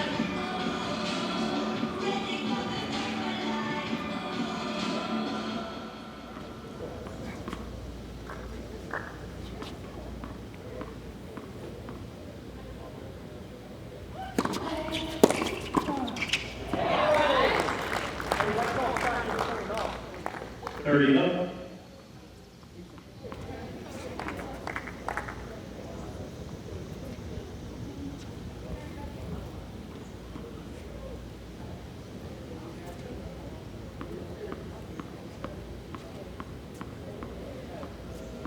So just getting the equipment right.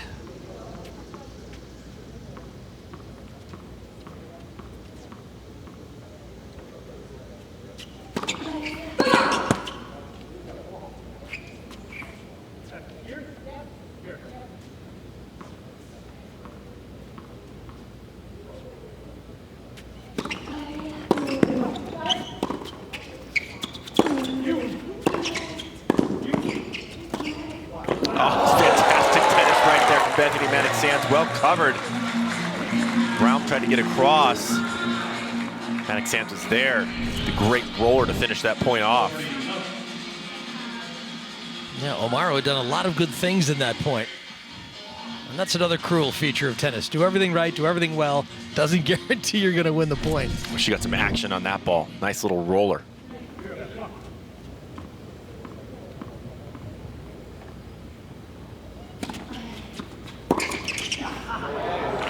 Lisicki not fooled by that changeup serve there.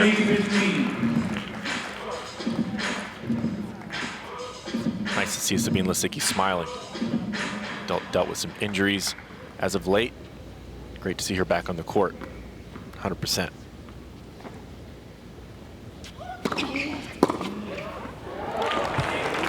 Another clean ball up the line. They've saved a couple of set points. Bethany still has a couple more. It's a good play if you can make those balls up the line against a player like Rajiv Ram looking to move at the net.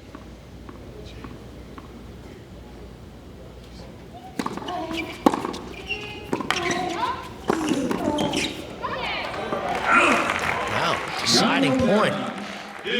Not sure we saw this coming, but nice move by the Aviators. 3 great returns in a row from the Aviators. Coach Kamau Murray has called a Geico timeout. Visit There's Geico.com. Coach Murray working the Geico timeout just to make sure they've got this right. Chance to towel off. John Lloyd will have a word with his pair. This ball will go into Sabine Lisicki. She's hit a couple of good returns in a row.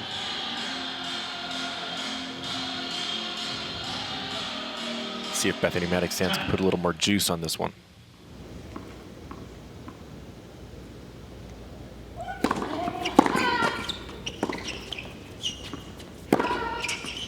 Oh, what a shot. Incredible shot making. And they get a break. Back on serve. That is a gigantic swing game right there for the Aviators, and what a forehand to finish it off there from Sabine Lisicki. Can't hit it any better than that.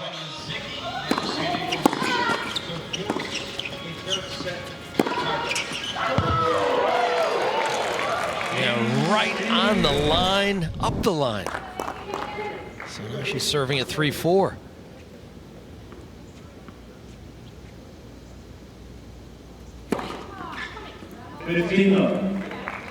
Sabine Lisicki really turning it on here, the latter end of this set. She's got the record for the fastest serve on the WTA, and You know that's a legit record when you see the players who are just behind her, a couple miles per hour slower. Venus and Serena.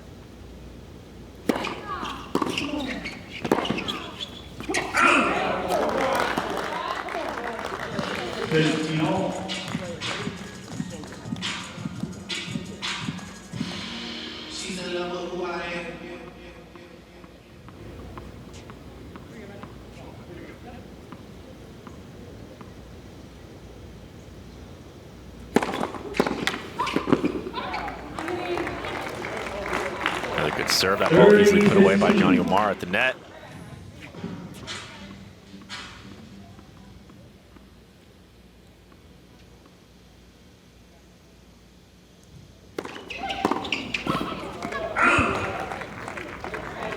All right, a couple points to force the 9-point tiebreak.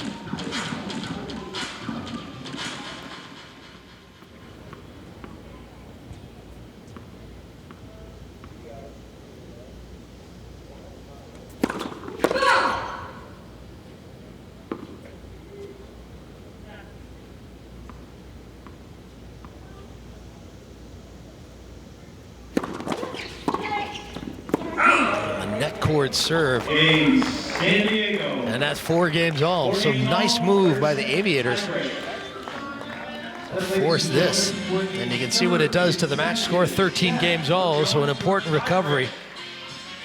3 straight games. Well, 2 services on each side. We'll switch after 4 total points played. And again, the first team to win 5 points.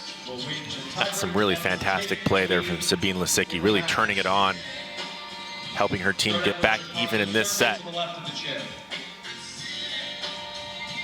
3rd straight tiebreak. First one in the men's doubles, going to Chicago. The men's singles, Ryan Harrison took the tiebreak against Nakashima.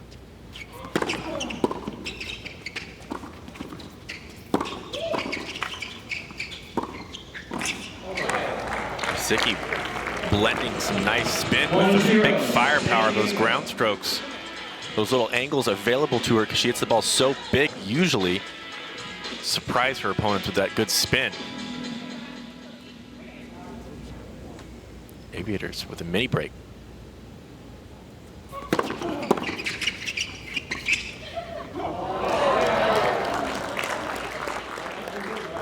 And that one elicited a few oohs and ahs from the crowd. Remember, this stadium seats 2,500, but because of regulations, we're only having up to 500 people here practicing social distancing. But they have been more and more vocal.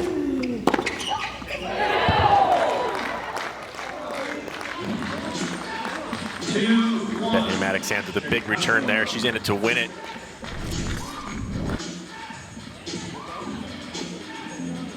Slapping that ball right at Sabine Lisicki.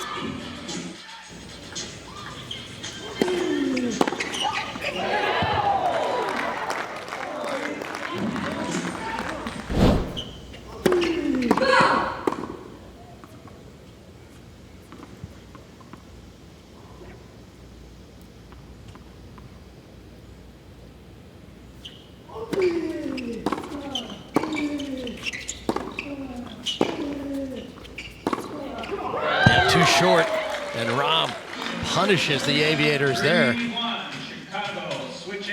So they take both of O'Mara's service points, and those change ends. Just got too much time and space to work with here.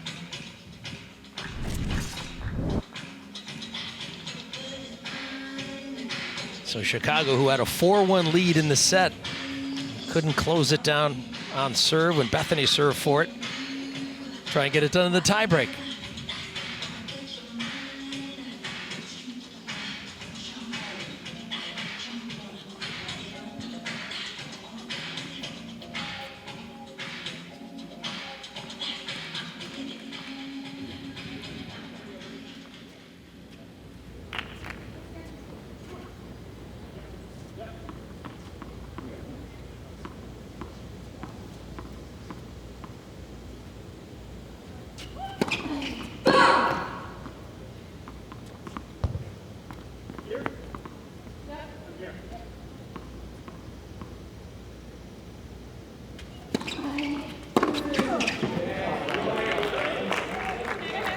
response there from Johnny O'Mara. Good ball up the line. Been pretty effective in that last break game. Both Lisicky and O'Mara taking quite a few balls up the line there.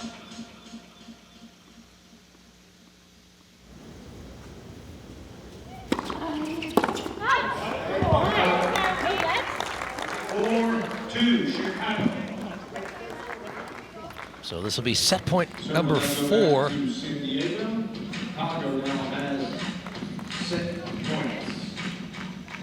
Actually, set point number 5.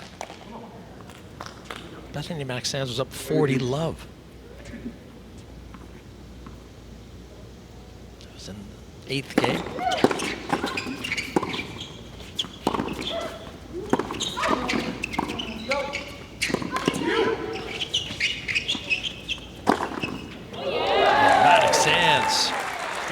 Finishing it off, and Chicago, after a few bumps in the road, takes it 5-4 in the 9-point tiebreak. So 14-13 as the Smash have the slight edge heading into women's singles. Olivia Decker back when we return.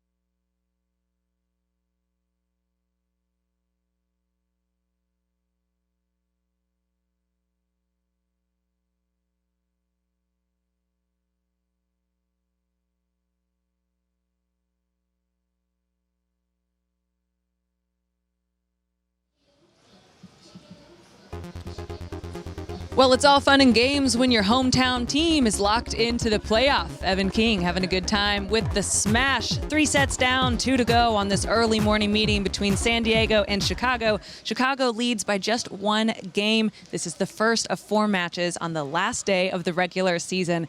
Glad to have you guys with us. Let's take a look at the 4 teams that have made the playoff and the way the bracket is shaping up right now. First, number 1 Philly takes on number 4 New York. That's Saturday at 2 o'clock. And then this is the tricky part. Chicago and Orlando, they're definitely playing each other tomorrow or Saturday at 5. But who will be 2 and who will be number 3? The higher ranked team gets home court advantage and gets to slot their lineup. It's a big deal to a lot of these coaches and a lot of these players. The championship is Sunday at noon. Make sure you join us for that one. Coming up, it is all women. Christina McHale takes on U.S. Open champ Sloane Stephens in women's singles and then women's doubles to finish up this first match.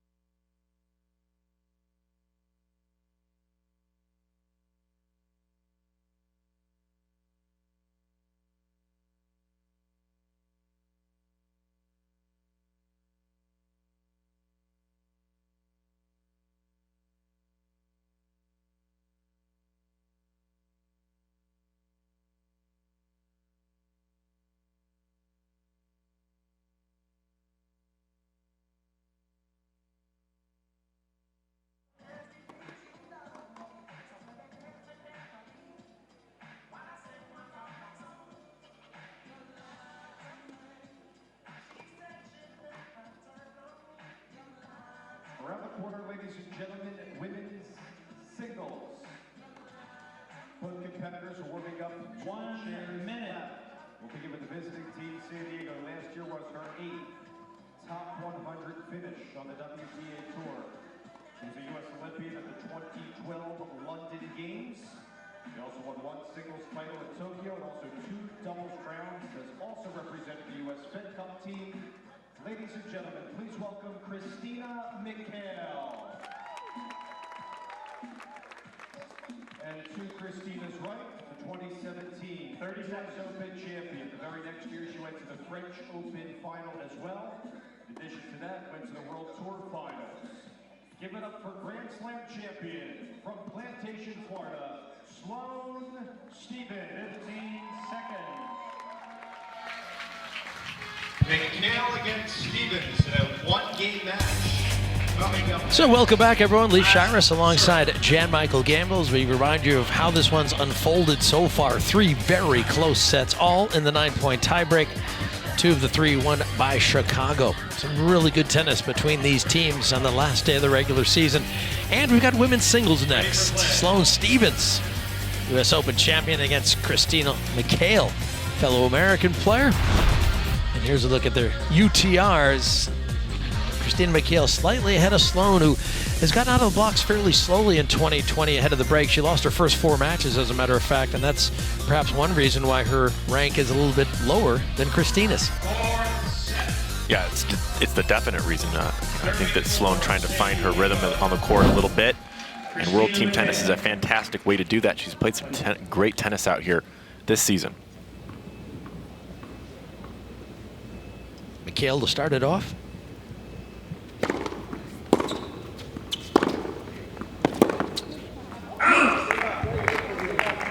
15 love.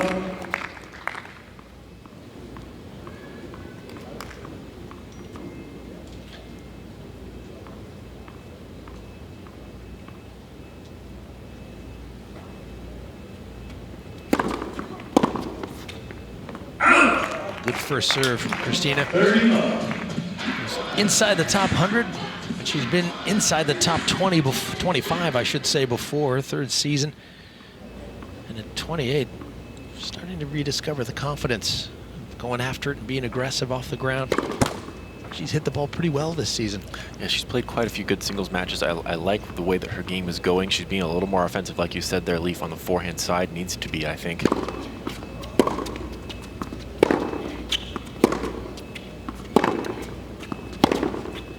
That's just a big forehand there from Sloane. She can do that from anywhere. Cannot allow her to get set up, but she's also one of the faster players out there.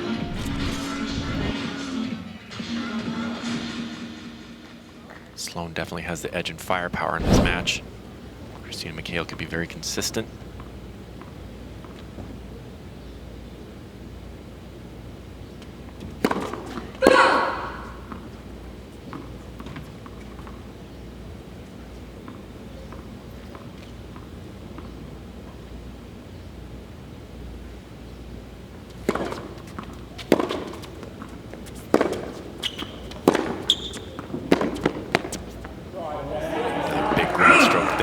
Sloane Stephens. Nice backhand up the line. Yeah, when she's got time on the ball, she's got pretty easy power, doesn't she? Just rips. Sloane did get a win in Monterey, lost in the 2nd round there to Leylah Fernandez, a young Canadian.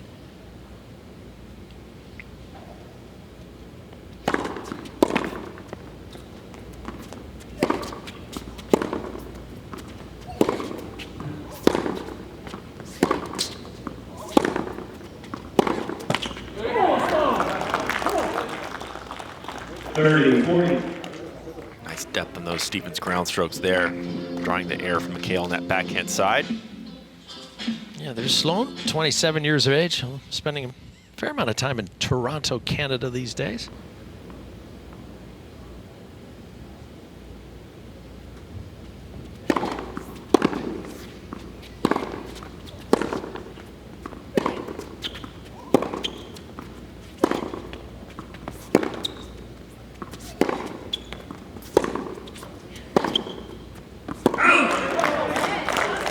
Game Chicago. game for Chicago. A breakup serve for Sloane Stephens. 4 straight points there for Sloane in that last game. Returns found their mark, consistent in those points and blending some offense in there as well. Down a little bit in terms of the rank against the other players in women's singles.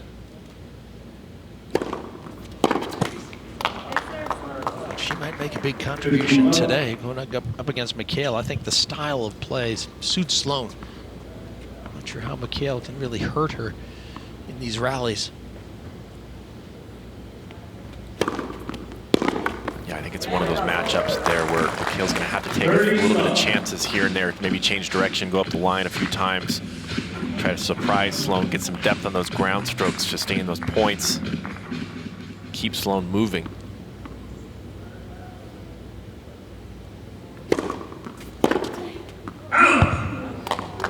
It's a good looking return there, just missing wide on that one from McHale. We're talking about just, look at that.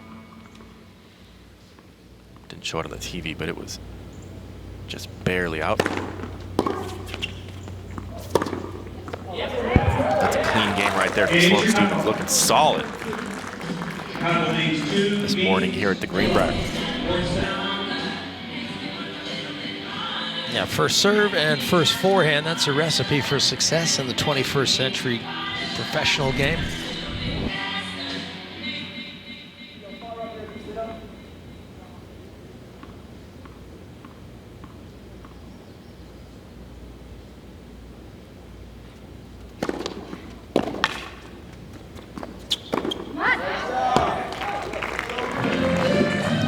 There's a good 1-2 punch for McHale. Would like, no doubt, to get on the board here.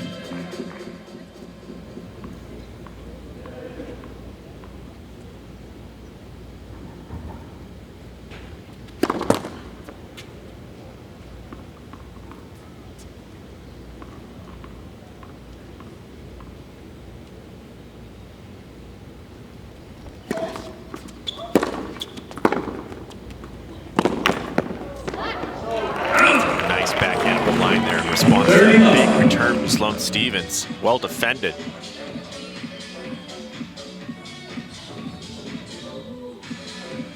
You mentioned McHale's UTR just a little bit better than Sloane. She got to the quarterfinals in Acapulco. A couple good wins over Lauren Davis, Caroline Dolehide.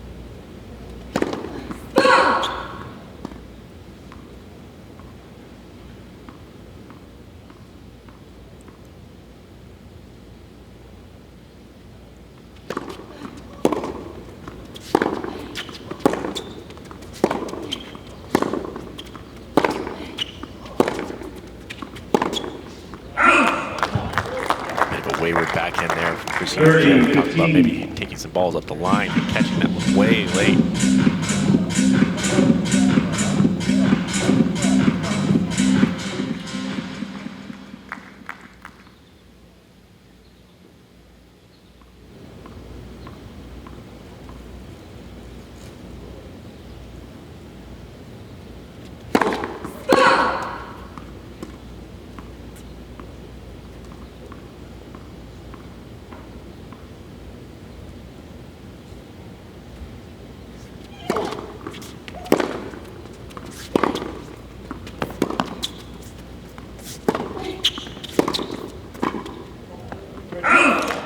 Tried to get to the net.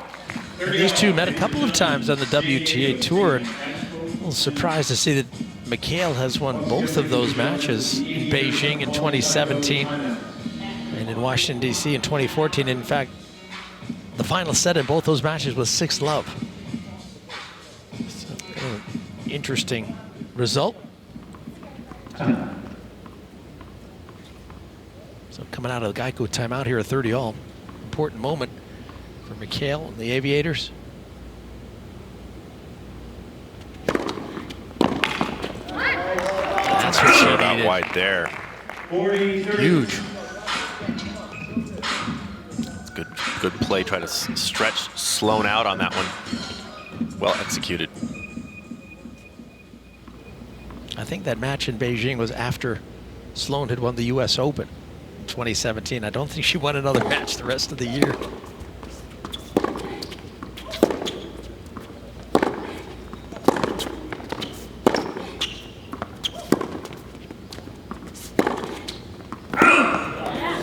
Just sailing wide a little bit. Yeah, I think it's hard sometimes after you win a slam, that the dedication and focus that goes into getting through a tournament like that and coming out the winner, it's a lot.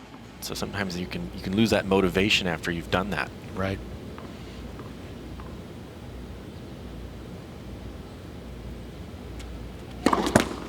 So here's the deciding point. Chance for Stevens to really crack this wide open.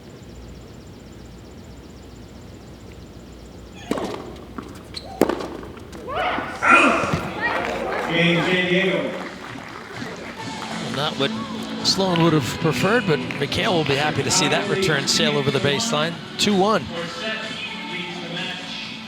Coach Lloyd giving Christina some advice.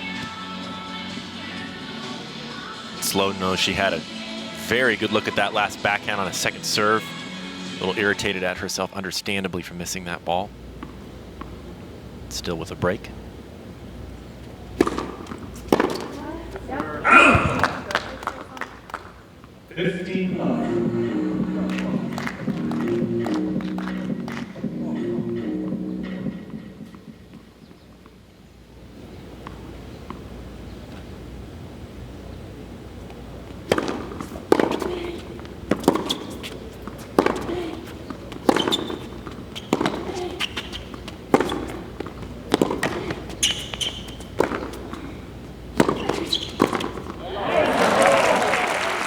Not coming back. Nice point there from Sloan.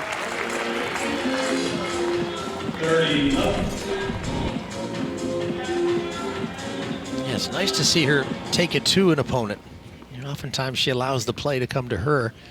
This time she's winning the point up at the net impressively.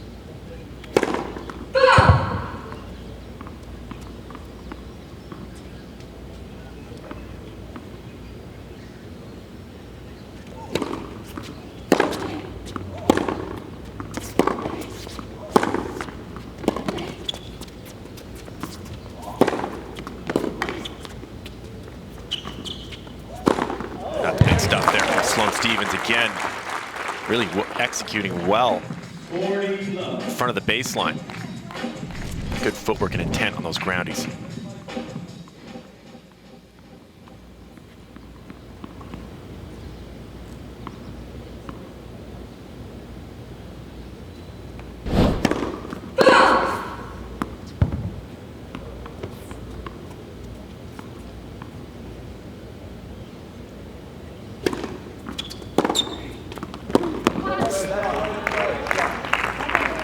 I was looking at Sloane Stevens' ranking over the last 8 years. She had 1 year where she finished year-end top 10. That was 2018. She got to number 6.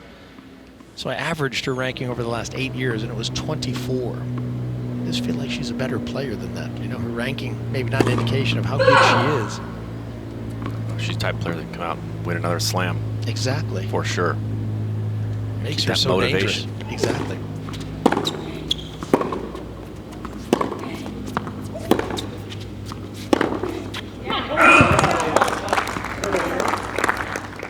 All right, so there's a game for Sloane Stevens and the Chicago Smash, who go up 3-1 and 17-14 now in the match score.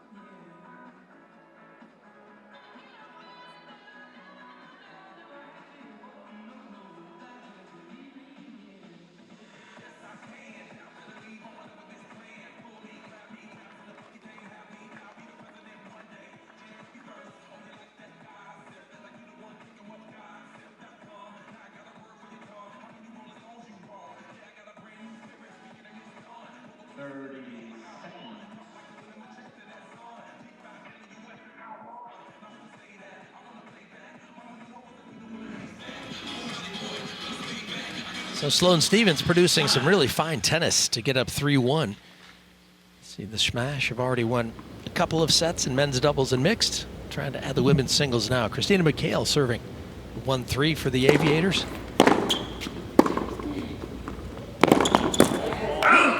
It's a nice forehand there from McHale. Big return from Sloane Stevens.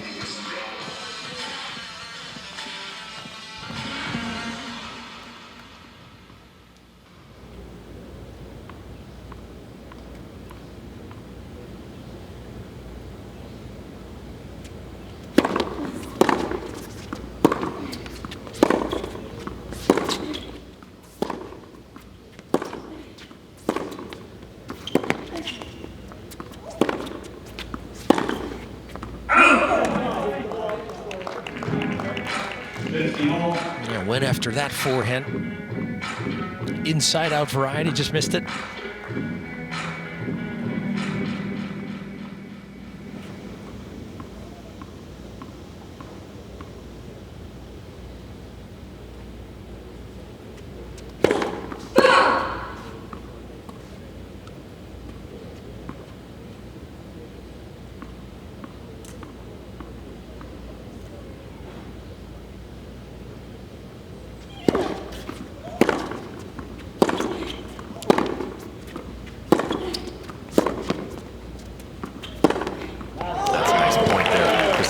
Good backhand to finish it off. Getting in front of that baseline quickly in the shorter ball. Yeah, you like when you see that in a player, just full commitment to the game plan, which is trying to find something early, and she did. Look at where she steps up to. She's way inside the baseline. Good shot.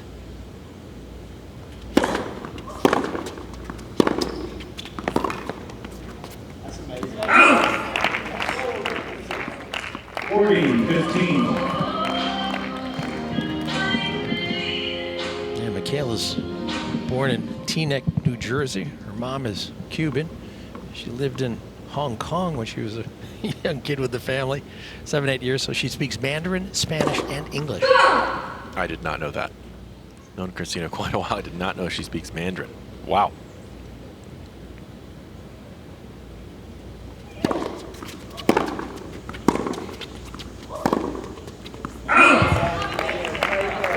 Game, San Diego. Yeah, good game from McHale to get on the board and keep up with Sloane despite being down a break. Here's a look at some of the close calls that the Aviators have had. Top 4 WWW teams this season, all losses. 1 game to Orlando, 4 to Chicago, 1 to New York, 2 to Philadelphia. That's Kenin and Fritz. Yeah, 3 of those matches very close. Could have gone either way. Yeah, 1 in the final set.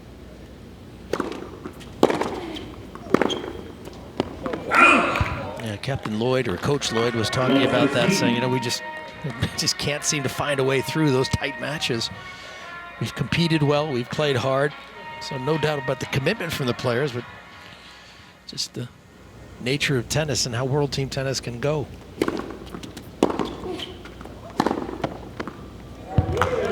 Big forehand finding its mark there.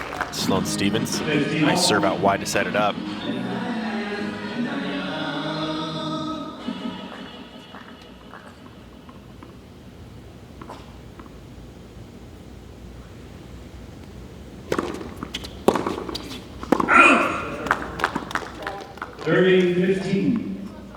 Little change up first serve there from Sloane. A little more spin on that, a little slower.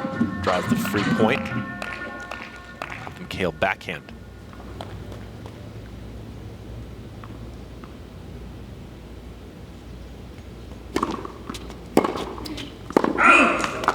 Ladies and gentlemen, San Diego is taking a Geico timeout. Yeah, just a quick timeout for Coach Lloyd, the Geico timeout. San Diego has called a Geico timeout. Geico, proud sponsor. And oftentimes you might have the game plan right, but you just have to execute it a little bit better. She's missed a couple of returns here, trying to be aggressive. Timeout.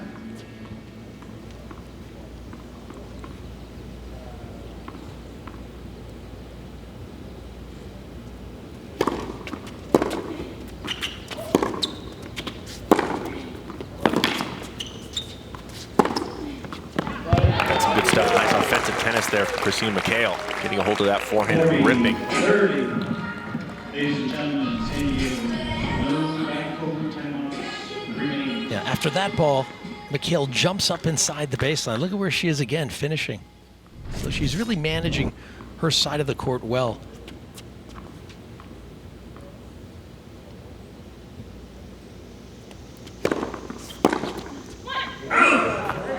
Nice serve there from Sloan. Gets it done. 4-2. Chicago leads 4 games to 2. We'll see here if Sloan can apply a little pressure to the McHale serve. Just that one break so far.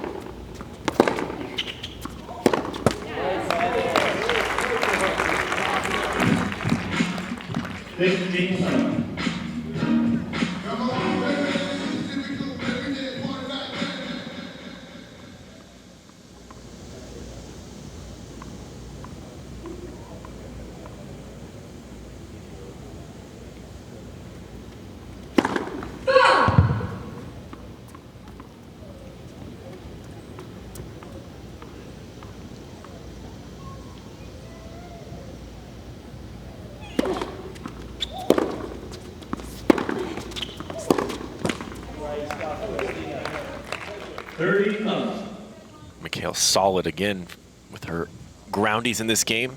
Get through a couple of tough points. Chicago is now taking a Geico timeout. Once again, the Chicago Smash and calling Geico timeout. Chicago has 1 Geico. Kamal Murray there, who's coach of the Smash, yes, but also coach of Sloan on a personal relationship they've had great success over the years. Still trying to achieve big things in the game. Whereas Sloan just 27 years of age. Oh, seems like he gave her some good advice there. Grip and rip. Great return.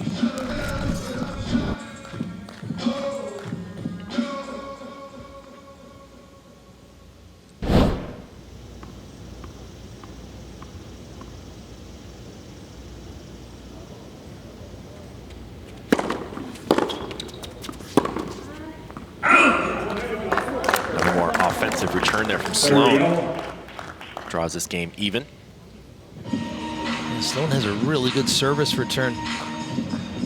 Quick feet oftentimes means quick hands. You know, you get the racket to the ball on time. You see it early, get to it.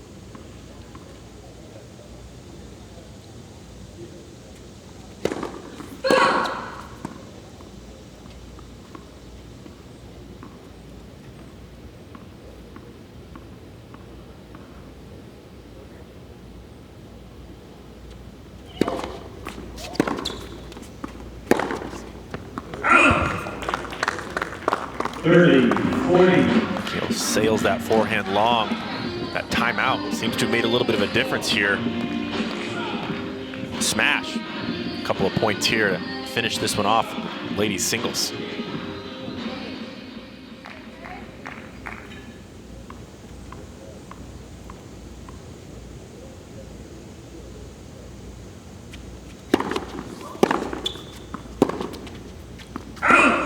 Yeah, Sloane Stevens gets another break of serve, so she bookends it nicely, opens it with a break, and closes it with a break. That's 5-2. And the Smash, a 4-game cushion heading into the final set, the women's doubles. We'll have that for you when we come back.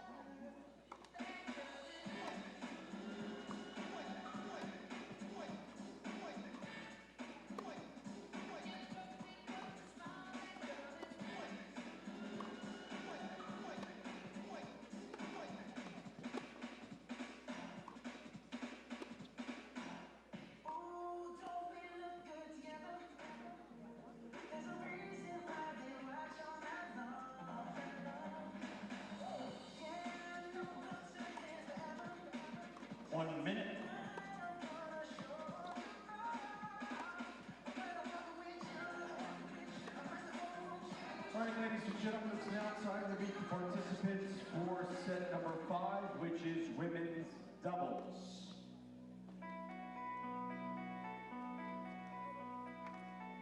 For San Diego, welcome back Christina Mikhail. 30 seconds. Christina will be joined by former world number 1, Kveta Peschke. Yeah, nice performance by Sloane Stevens, taking the women's singles 5-2. And our Chosen Foods movers of the match. Both these women moving so well to get themselves into position. Primarily a baseline battle with the occasional foray up to the net. Some good exchanges. Absolutely. We saw some very offensive tennis from both ladies, but Stevens a little more firepower and getting it done in the end. This is a point, was a good one here. Nice little backhand to set up that easy volley, but Sloane coming forward a couple times in that set. Really executing well from the returns also. You can see her 4-8 record in women's singles. No doubt she'd like to improve that, but that was a nice performance today, right on the eve of the playoffs, so I'm sure that's going to give her a boost going into it. Of course, Genie Bouchard has substituted a couple of times for Sloane, has had some success, so they've got depth on this lineup. There's Genie Bouchard, who's going to feature alongside Bethany Mattek-Sands in the women's doubles. So great to see Genie back playing well. She's had a really strong season. This is what the upcoming set looks like. Christina Mikhail alongside Kveta Peschke. Peschke is a player who's won a King Trophy in the past, so she's got great experience in World Team Cup. Bethany Mattek-Sands and Bouchard, one of the best women's doubles teams of the season. There's Kveta.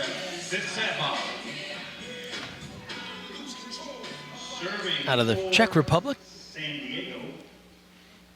And she'll be the leader on that team. Very accomplished doubles player, including a Wimbledon doubles championship.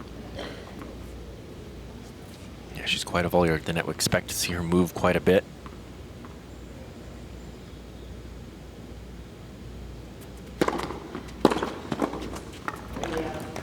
Bethany Mattek-Sands been playing some good doubles so far today.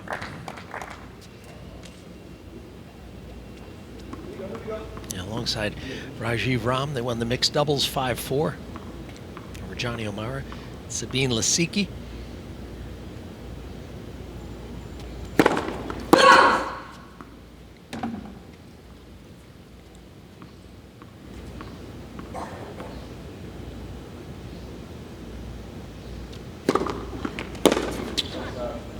Nice second serve there from Christina Mikhail. Smart to get out of the strike zone of Bouchard. Yeah, I think there are a lot of players around the game who prefer pace as opposed to a spinning, bouncing serve. Absolutely. Obviously, you just meet pace with good, solid contact, and you can make good things happen. And spinning serve, boy, you got to read that bounce, get your feet and your hands right.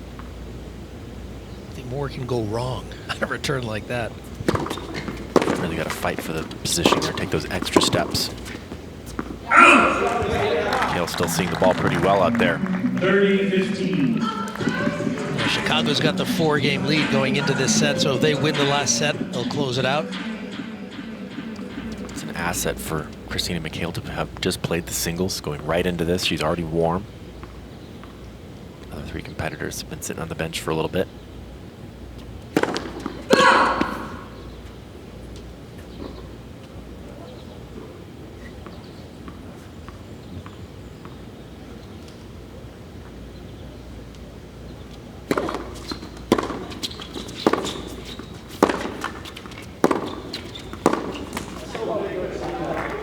Stuff there from Mikhail. 40-15.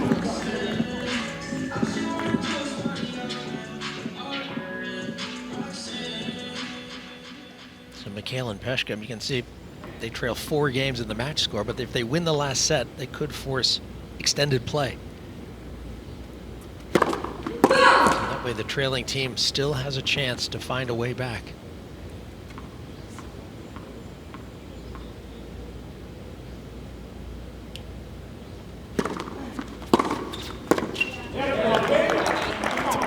There for Bethany Mattek-Sands.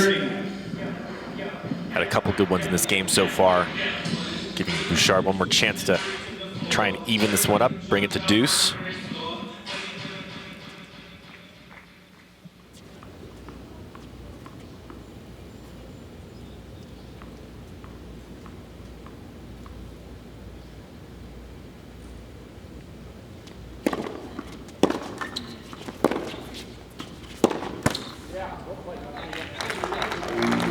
Game San Diego. All right, McHale gets on the board, and that is the kind of start they needed. You didn't want to struggle early. You want to establish yourself, build that confident game on the scoreboard. Yes, it's only one game, but it can mean a lot. Peshka, a real veteran, 45 years of age, 8th season of World Team Tennis. You mentioned she won the title in 2010 with the Kansas City Explorers. And I was at, I think it was Ellis Plaza, right in the downtown, watching that brilliant win. Yeah, it was right there in the middle. Tough to play there, that one board in the hotel. I think it was the Marriott. It was so bright to serve into. I think I stayed at that hotel. Here's Jeannie Bouchard, the Canadian. 26 years of age, her 5th season of World Team Tennis. Out of Montreal, Canada originally. Played at Tennis Canada in Quebec. They've got a training camp there.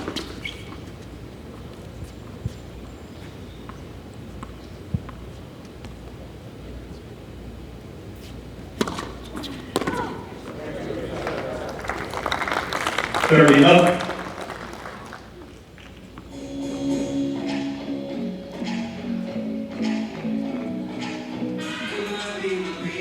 And Bouchard has really used the time away from the tour to build her fitness. What a shot that was. 30-15. Watch this return. Wow.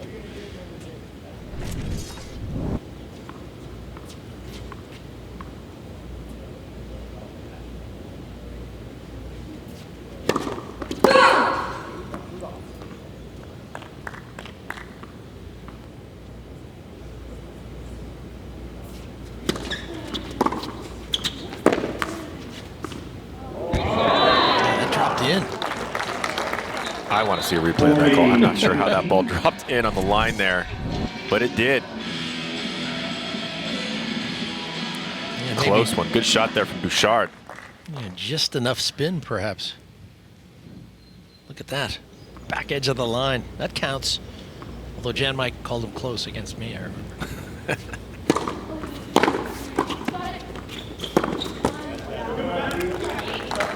Maddox Sands keeps it simple at the net, blocks that ball deep.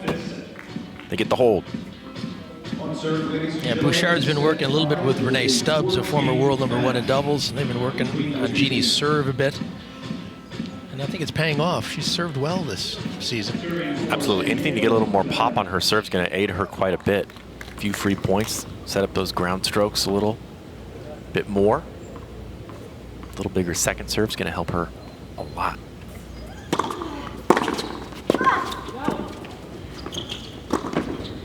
Bouchard pounces on that short ball. It was a good return right there from Maddox Sands. 15.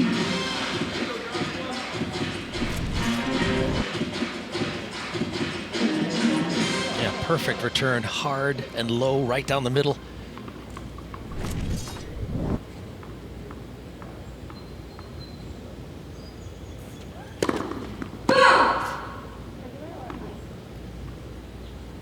Bouchard's been returning well. Let's see what she does with this second serve.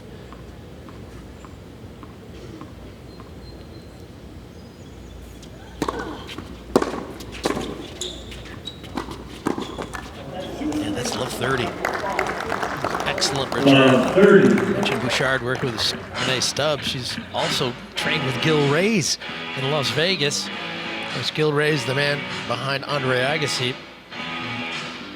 Bouchard also hitting sessions with Andre Agassi and Stephanie Graf. That's pretty good.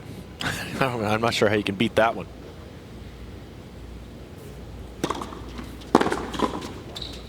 I think I might sign up for that camp. Yeah, that's a good camp.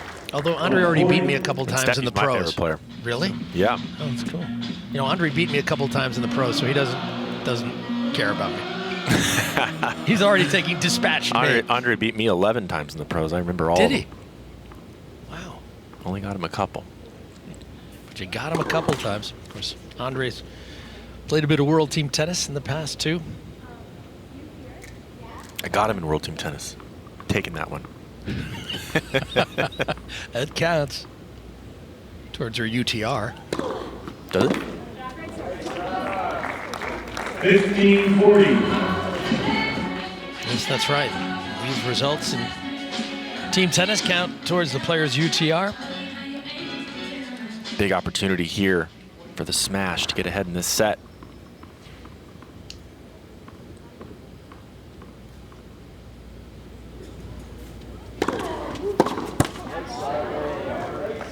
$30-40. 2 more break points on hand. I just feel like she needs a first serve here.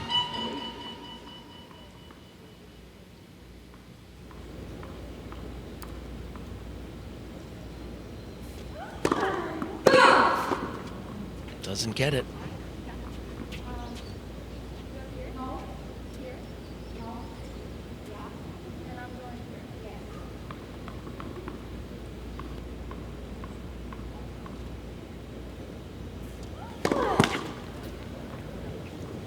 Double fault. Chicago. So Chicago gets the game, Chicago leads 2 games to 1. and that's 2-1. And leads the match 21-16. So not necessarily good news if you're an Aviators fan. It's now a 5-game deficit, and BMS is going to serve. Bethany Maddox-Sands, former world number 1, 27 doubles titles on the WTA. And as you mentioned the other day, sporting the trucker cap. I love her look. Always wondering what she'll wear out there. Keeps it fun. She's rocking it.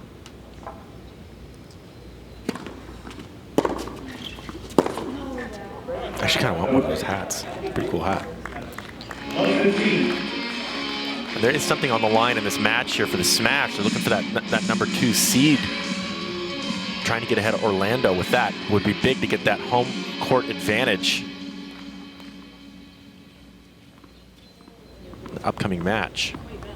They can stay ahead by 4 or more in their favor.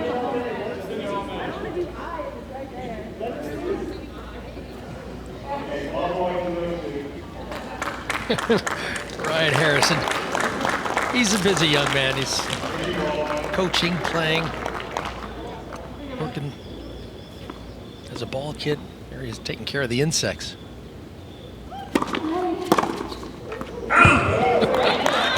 And she got out of the way of that one. She was not amused there. Went big. And there's the intruder. Ooh. Oh, poor Moth might have suffered. Yeah, he's not going to survive that.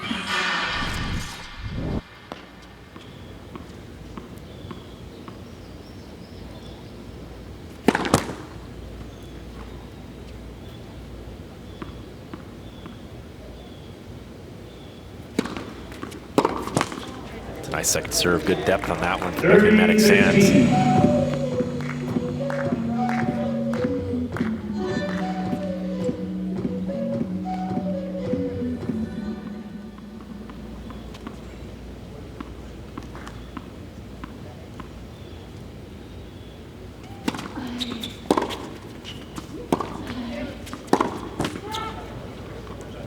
Catching that ball a little bit late. Ball pretty flat.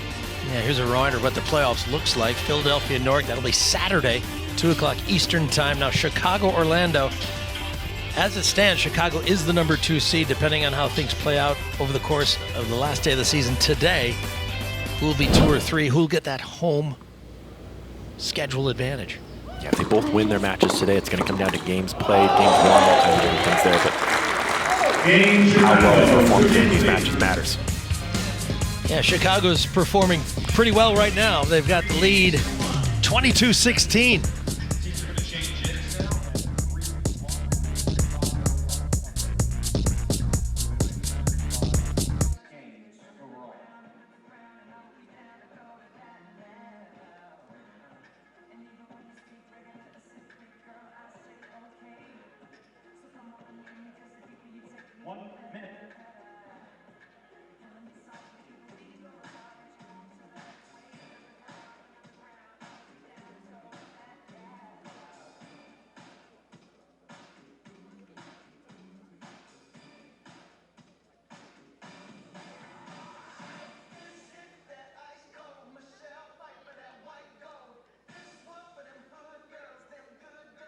30 seconds.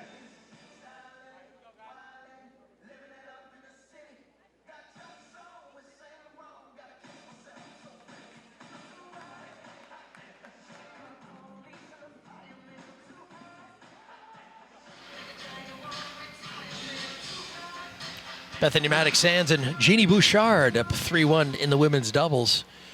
Trying to close this one out for Chicago.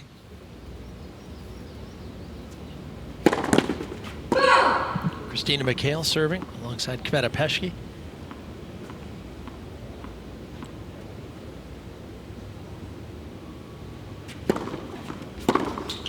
Yeah, that's over the baseline. 15 love. Maddox-Sands unloading on that forehand there. A little too much on that one.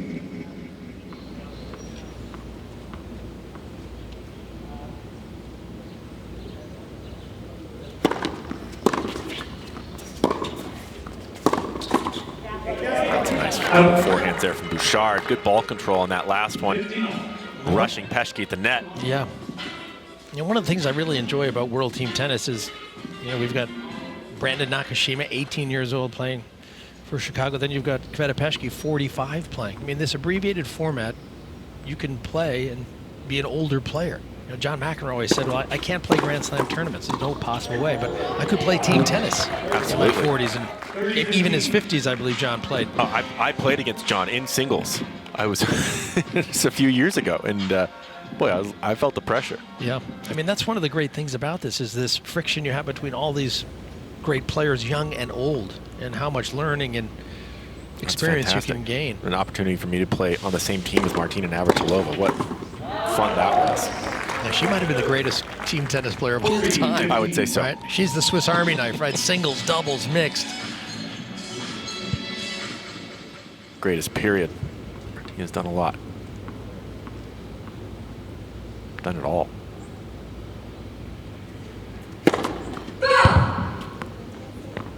Chances for McHale to get another game for the Aviators and try and stay within reach here.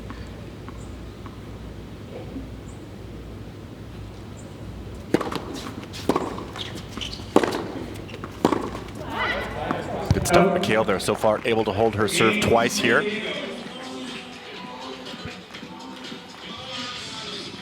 Yeah, nice combination of deep, hard ground strokes and also Peschke moving at the net. You know, that movement can also induce an error besides the good ground stroke. So nice tandem.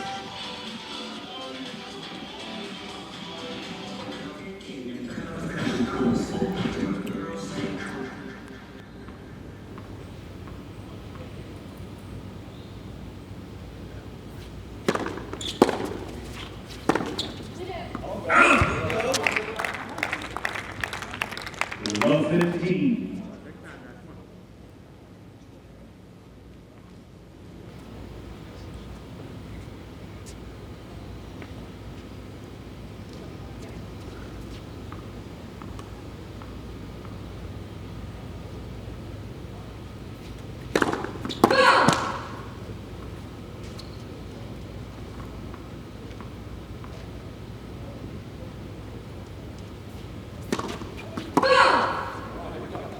Love 30. Ladies and gentlemen, Chicago is now taking a Geico timeout.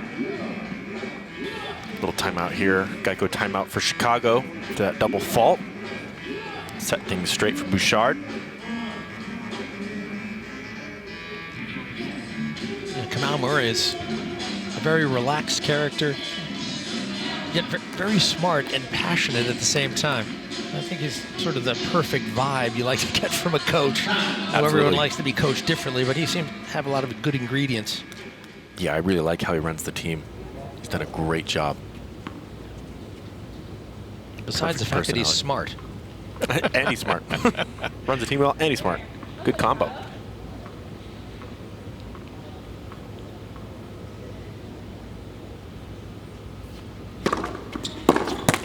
There's a chance. McHale chose the right shot, just hit it a little bit too flat. Point was hers if she could make that forehand.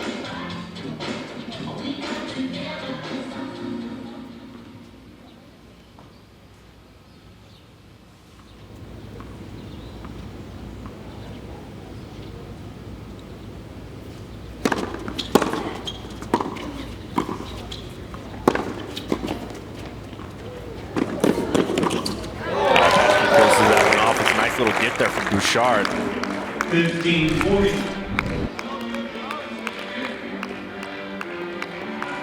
Peschke sees this ball well.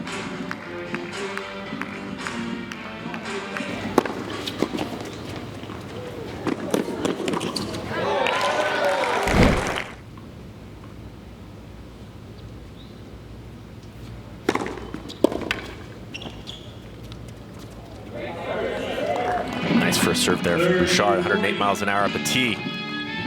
Some good pace on that one. Still a couple opportunities for the Aviators to get the break back here. The final set.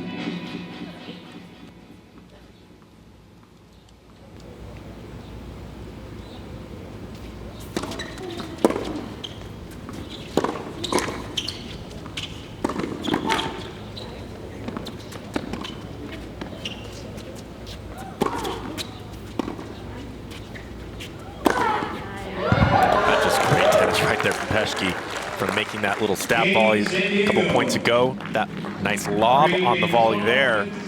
Finishing with the great overhead. They get the break back.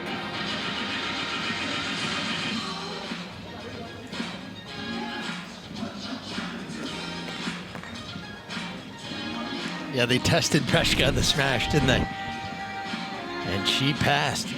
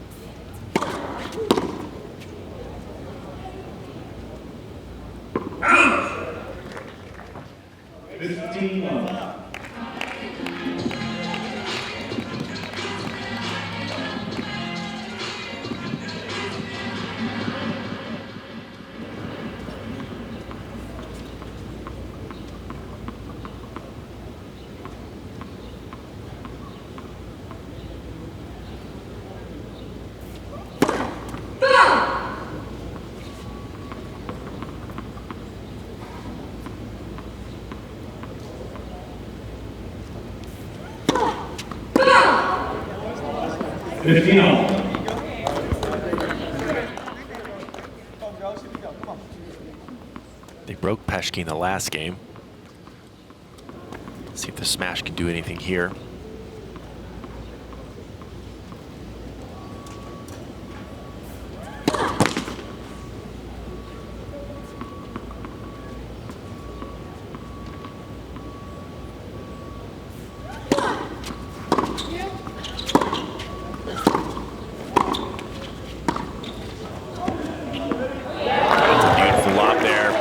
Sands has the goods. 15-30. Yeah, that's how tennis can be a cruel master. You play a pretty good point, and Peschke, that's not a bad volley, really. That shot just too good. Maddox Sands, awfully fun to watch.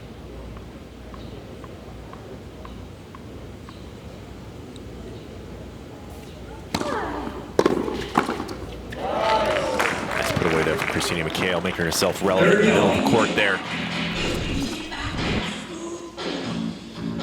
Little I formation to start that off.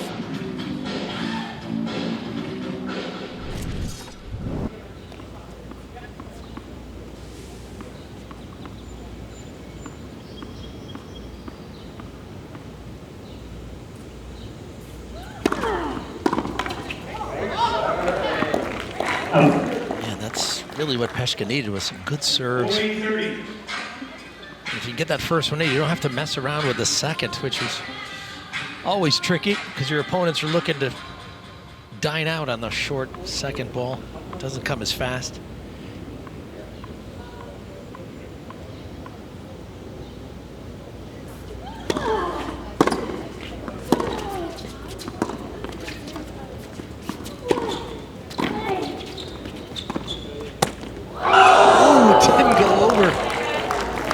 Good little stab volley there from Maddox Sands, getting that ball into a spot.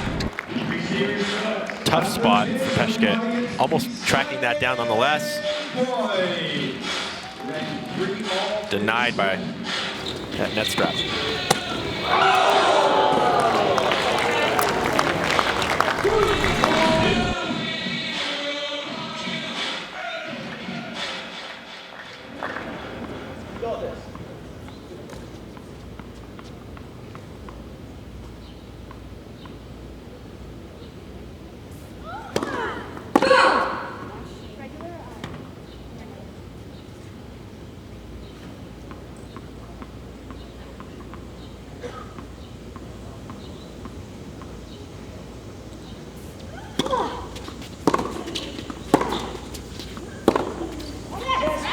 It's out. Game San Diego. Huge point. San Diego leads 4 games to 3 to 7. Boy, that was some nerve-wracking moments, I'm sure, for Coach John Lloyd, who was seeing this possible win to finish the year sliding away. He'd like to still have a chance if he can. Remember, if the Aviators win the final set, they could force extended play. There's Coach Lloyd. It's been a tough season for him. You know, he agonizes over the team when they're not doing well. Obviously, he wants to have success. He coached them to a King Trophy just 4 years ago.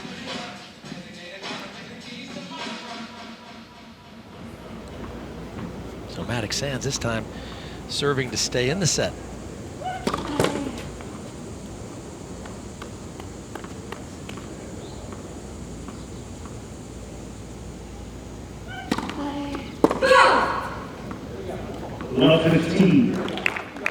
Fred Luddy took over the team really in 2015. They won the King Trophy the very next year. They beat the Orange County Breakers. The King Trophy match, that was at La Costa. Beautiful place to play some tennis.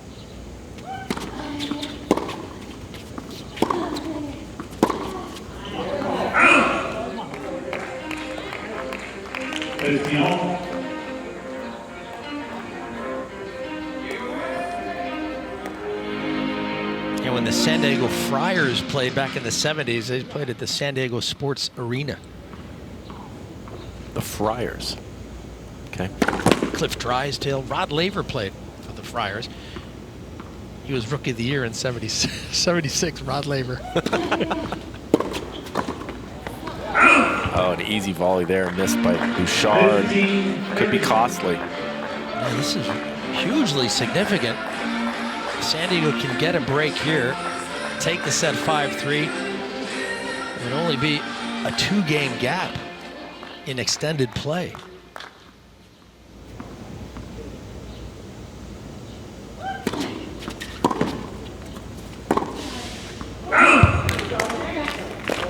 A couple of tough misses in this game so far for the smash. Maddox Sands is gonna have to dig down to get back in this one.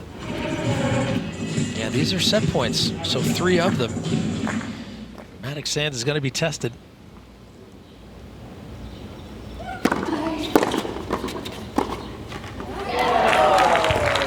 How about that? The Aviators, who are down 3-1, run off 4 straight games. And now the 2-game deficit, we go into extended play, a chance for the Aviators. Remember, as the trailing team, they're still behind in the total score, as you can see, 22-20. Extended play will continue until the winning team wins 1 game or the team that was trailing is able to equalize. In this case, if the Aviators get to 22-all, we'd have a super tiebreak. So it's up to women's doubles to decide it. Of course, Bouchard and Maddox Sands, they need to win 1 game before the Aviators equalize. Well, at least one of those games they'll have a chance to serve. All right, Jan Michael Gamble, let's get out your magic ball and tell me what's going to happen here. My magic ball. My forecasts are not always dead on there, Leaf. I could try to make one, but I imagined that the smash would still get through this one, but good comeback so far from the Aviators. We talk about the depth and the parity we've had this season, Jan Mike. This is the 21st extended play we've had. So close matches coming down the wire. It's been a real feature of this 2020 season. Absolutely, that's part of the magic of team tennis. You want to look forward to those types of matches in the extended play. It's interesting and exciting.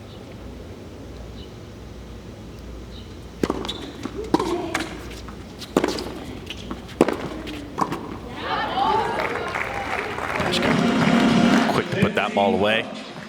She's really come alive in the end part of that last set. Peshka showing that great experience.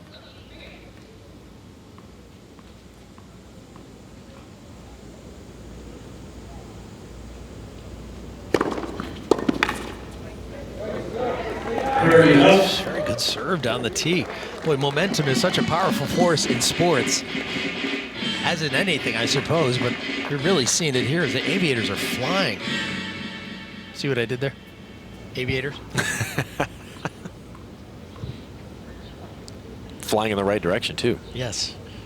They're not quite there yet. They're going to force, if they can, Chicago to serve.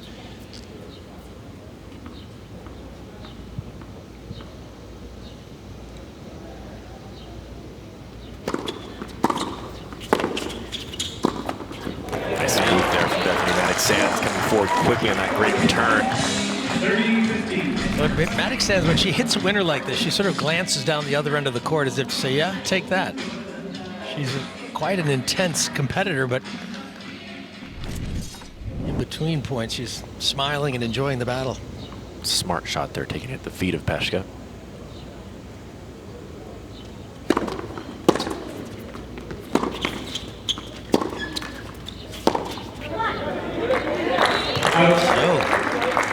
Chicago applying a little pressure here. If they can break serve, it's over. So time to get the game plan right.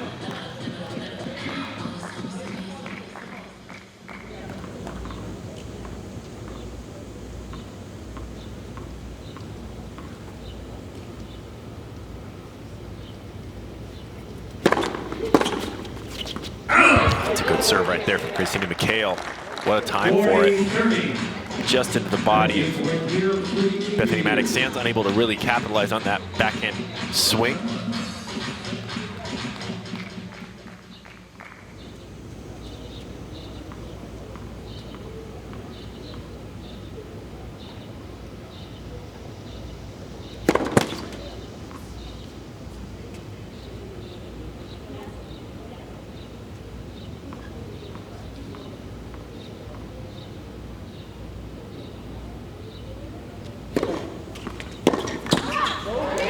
A little bit of a move there from Peshka at the net, maybe distracted Bouchard, buried the return. So that's 21 now, 22, so within a game. Now look at the close calls the Aviators have had this season against the 4 top WTT teams this season. All losses. Couple by 1, 2. Those are definitely close matches, and it doesn't get any closer than this one. Chicago beat them by 4. This one's going to be decided by 1 at least. Unless the Smash can get this game, it will be a 2-point victory. 2-game, I should say. Let's go, Beth.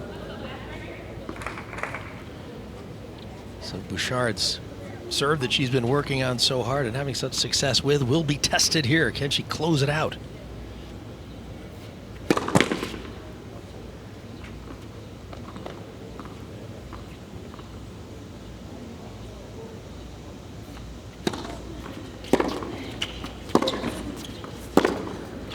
Oh, what a shot! Giant forehand up the line there from Christina McHale, and what a time for it. Keeping the pressure on the Smash here.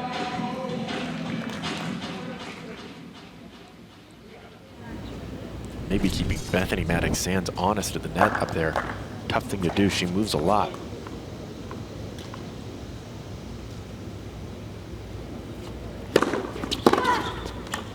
Another winning return. Coach Lloyd is saying, where has this been all season? Really playing some of their best tennis. It's a good serve, but the return a little bit better. And out of Bethany's reach at the net. Timeout for Chicago.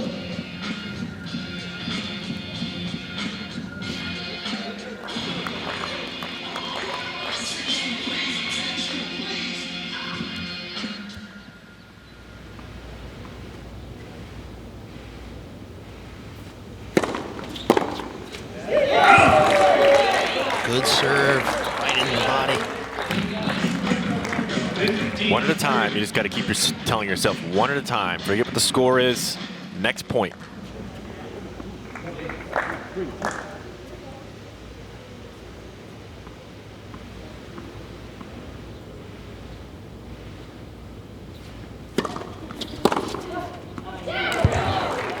Peshka continuing to just fire these returns into the alleys. She's hit both alleys in this game. Yeah, she produces her swings in an old school way. There's not a lot of spin. It comes off fairly flat. It's a very flat ball. And when she connects, it goes through the court very quickly. It's hard to deal with that ball. So these are points to force a super tie break.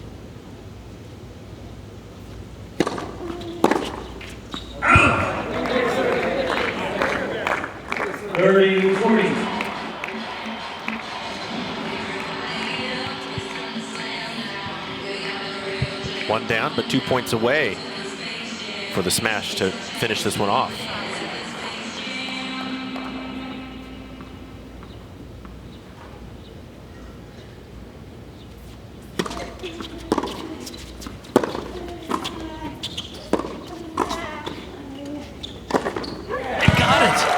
What a recovery. Extended play successful. And we will have a super tiebreak. Peshka just so solid at the net. Not sure why they keep hitting the ball back to her up there. Her volleys are fantastic. Easy smash there. Christina McHale to finish that one off. Yeah, this is one of the better matches we've seen this season. It comes on the final day of the regular season. John Lloyd is saying, boy, my team can play. And then we were talking about that, how here's a 3-10 team playing with one of the best teams in the league. The parity in the league is there. Reminder of the super tiebreak rules. So a 13-point super tiebreak, first team to 7. And remember, it doesn't need to be a 2-point advantage. A 7-6 affair. Here's a reminder of the DraftKings schedule today. Lasers and the Breakers are next. 4 o'clock Eastern, the Castles and the Storm. 7 o'clock, Freedoms and the Empire. So a busy day to finish off the regular season ahead of the playoffs, which will start on Saturday. So Chicago Smash winning the toss.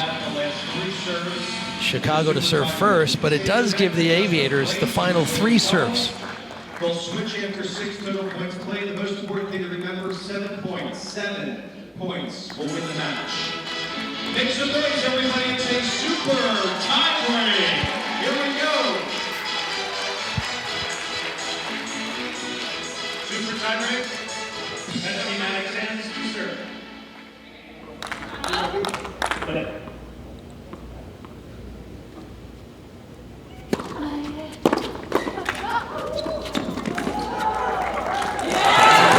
Bouchard, one of the best points she's played out there. Good time for it. Defending herself on that return, and then nice little drop volley to finish it off. Good effort.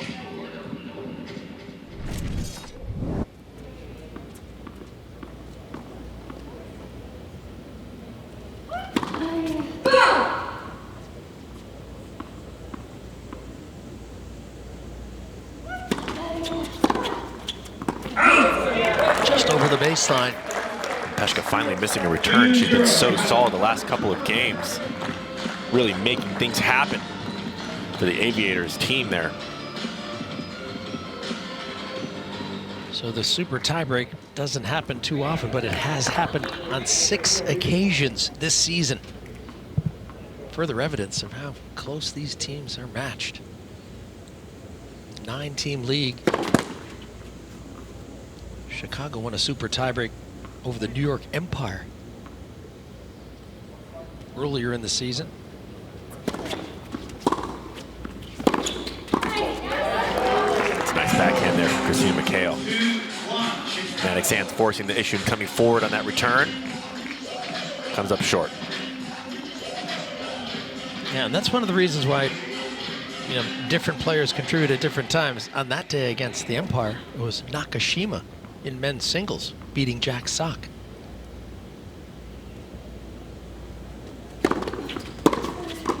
And today it's going to be decided by the women's doubles. 2 points all. That's how important the lineup is for you. As the coach, you make the lineup. If you are the home team in that situation, you make the lineup and you try to make the strongest lineup and you choose your team that you think is going to get through in the end. Yeah, you're right. You want to have your best player, your most productive team or individual. Or the ones that play the pressure the best. A lot of different things to consider.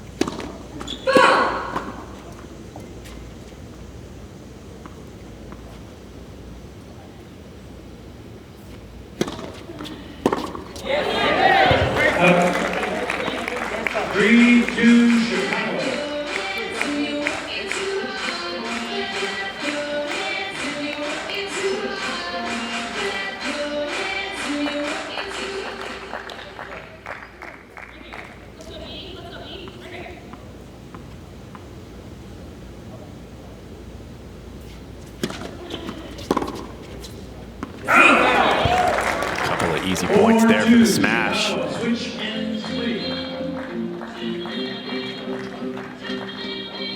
Now, ladies and gentlemen, the teams will switch sides at 4-2 Chicago. Yeah, and this is where the pressure of the super tiebreaker, because you come around it down 2-4, your 2 service points are going to be supremely valuable. Service will now resume to the aviators. I'll go to the chair's right. And first one is 7 points. 7 points will win this morning's match.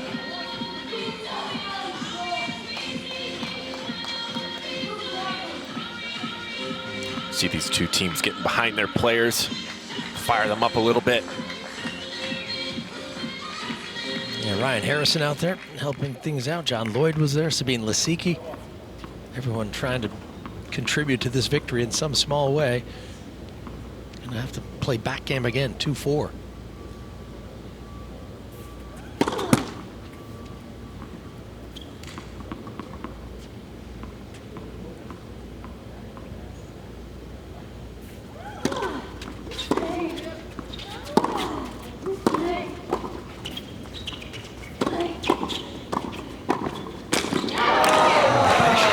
Another good volley.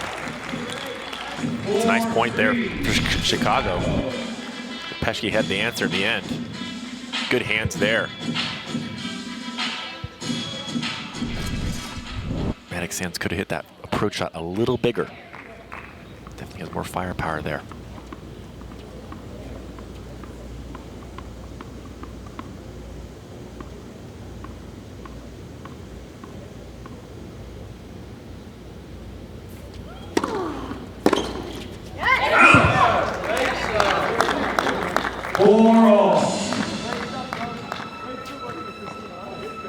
So both teams doing so well to take care of their service points. Well, everybody clap those hands together. It's 4-4 in super tiebreak. I mean, Peschke and Mikhail have won 6 straight games to get to the super tiebreak.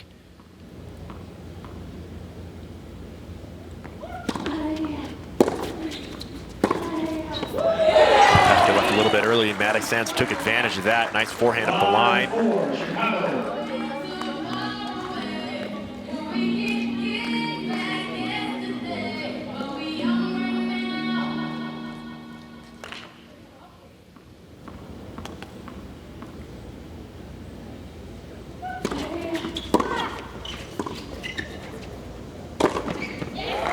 Great return from Peschke. 5-all. Setting up the easy overhead. Remember, should this get to 6-all, it's sudden death for the whole thing. I remember Peschke came over on a trade. The New York Empire. She's really making a big contribution along with Sabine Lisicki.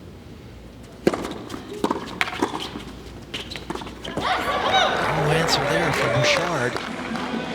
6-5.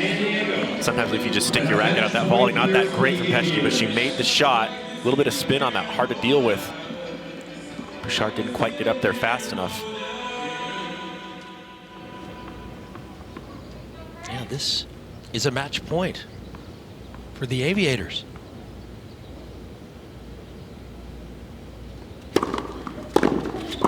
And they've done it. What a win, what a recovery for a team that was playing for pride, playing for heart, and they pull off one of the best wins of the season. The final score after a super tiebreak. The Aviators win it 23-22 over the Chicago Smash. Let's give a round of applause to all members of both teams. Great match to start out. Yeah, that was impressive. 6 games down, 2 games in extended play, and our guaranteed rate players of the match, Kveta Peschke and Christina Mikhail. What a way to finish off the season. You know, they've had some ups and downs, but that's one they're not going to forget anytime soon. Absolutely. What a well-deserved win. That's an unbelievable comeback. Peschke really just inserted herself into that match. Mikhail found a way. What a great, great comeback win there. Yeah, I mean, if you include the super tiebreak, that was 7 straight games.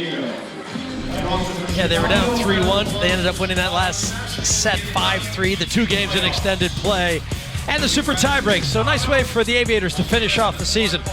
For Jan, Mike, and Olivia, I'm Leaf. So long, everybody.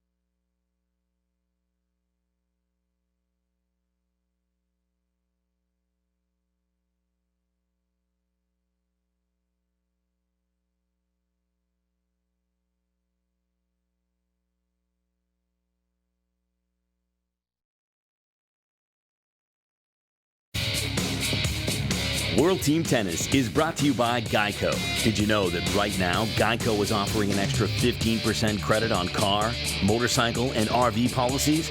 That's on top of what Geico can already save you. So what are you waiting for?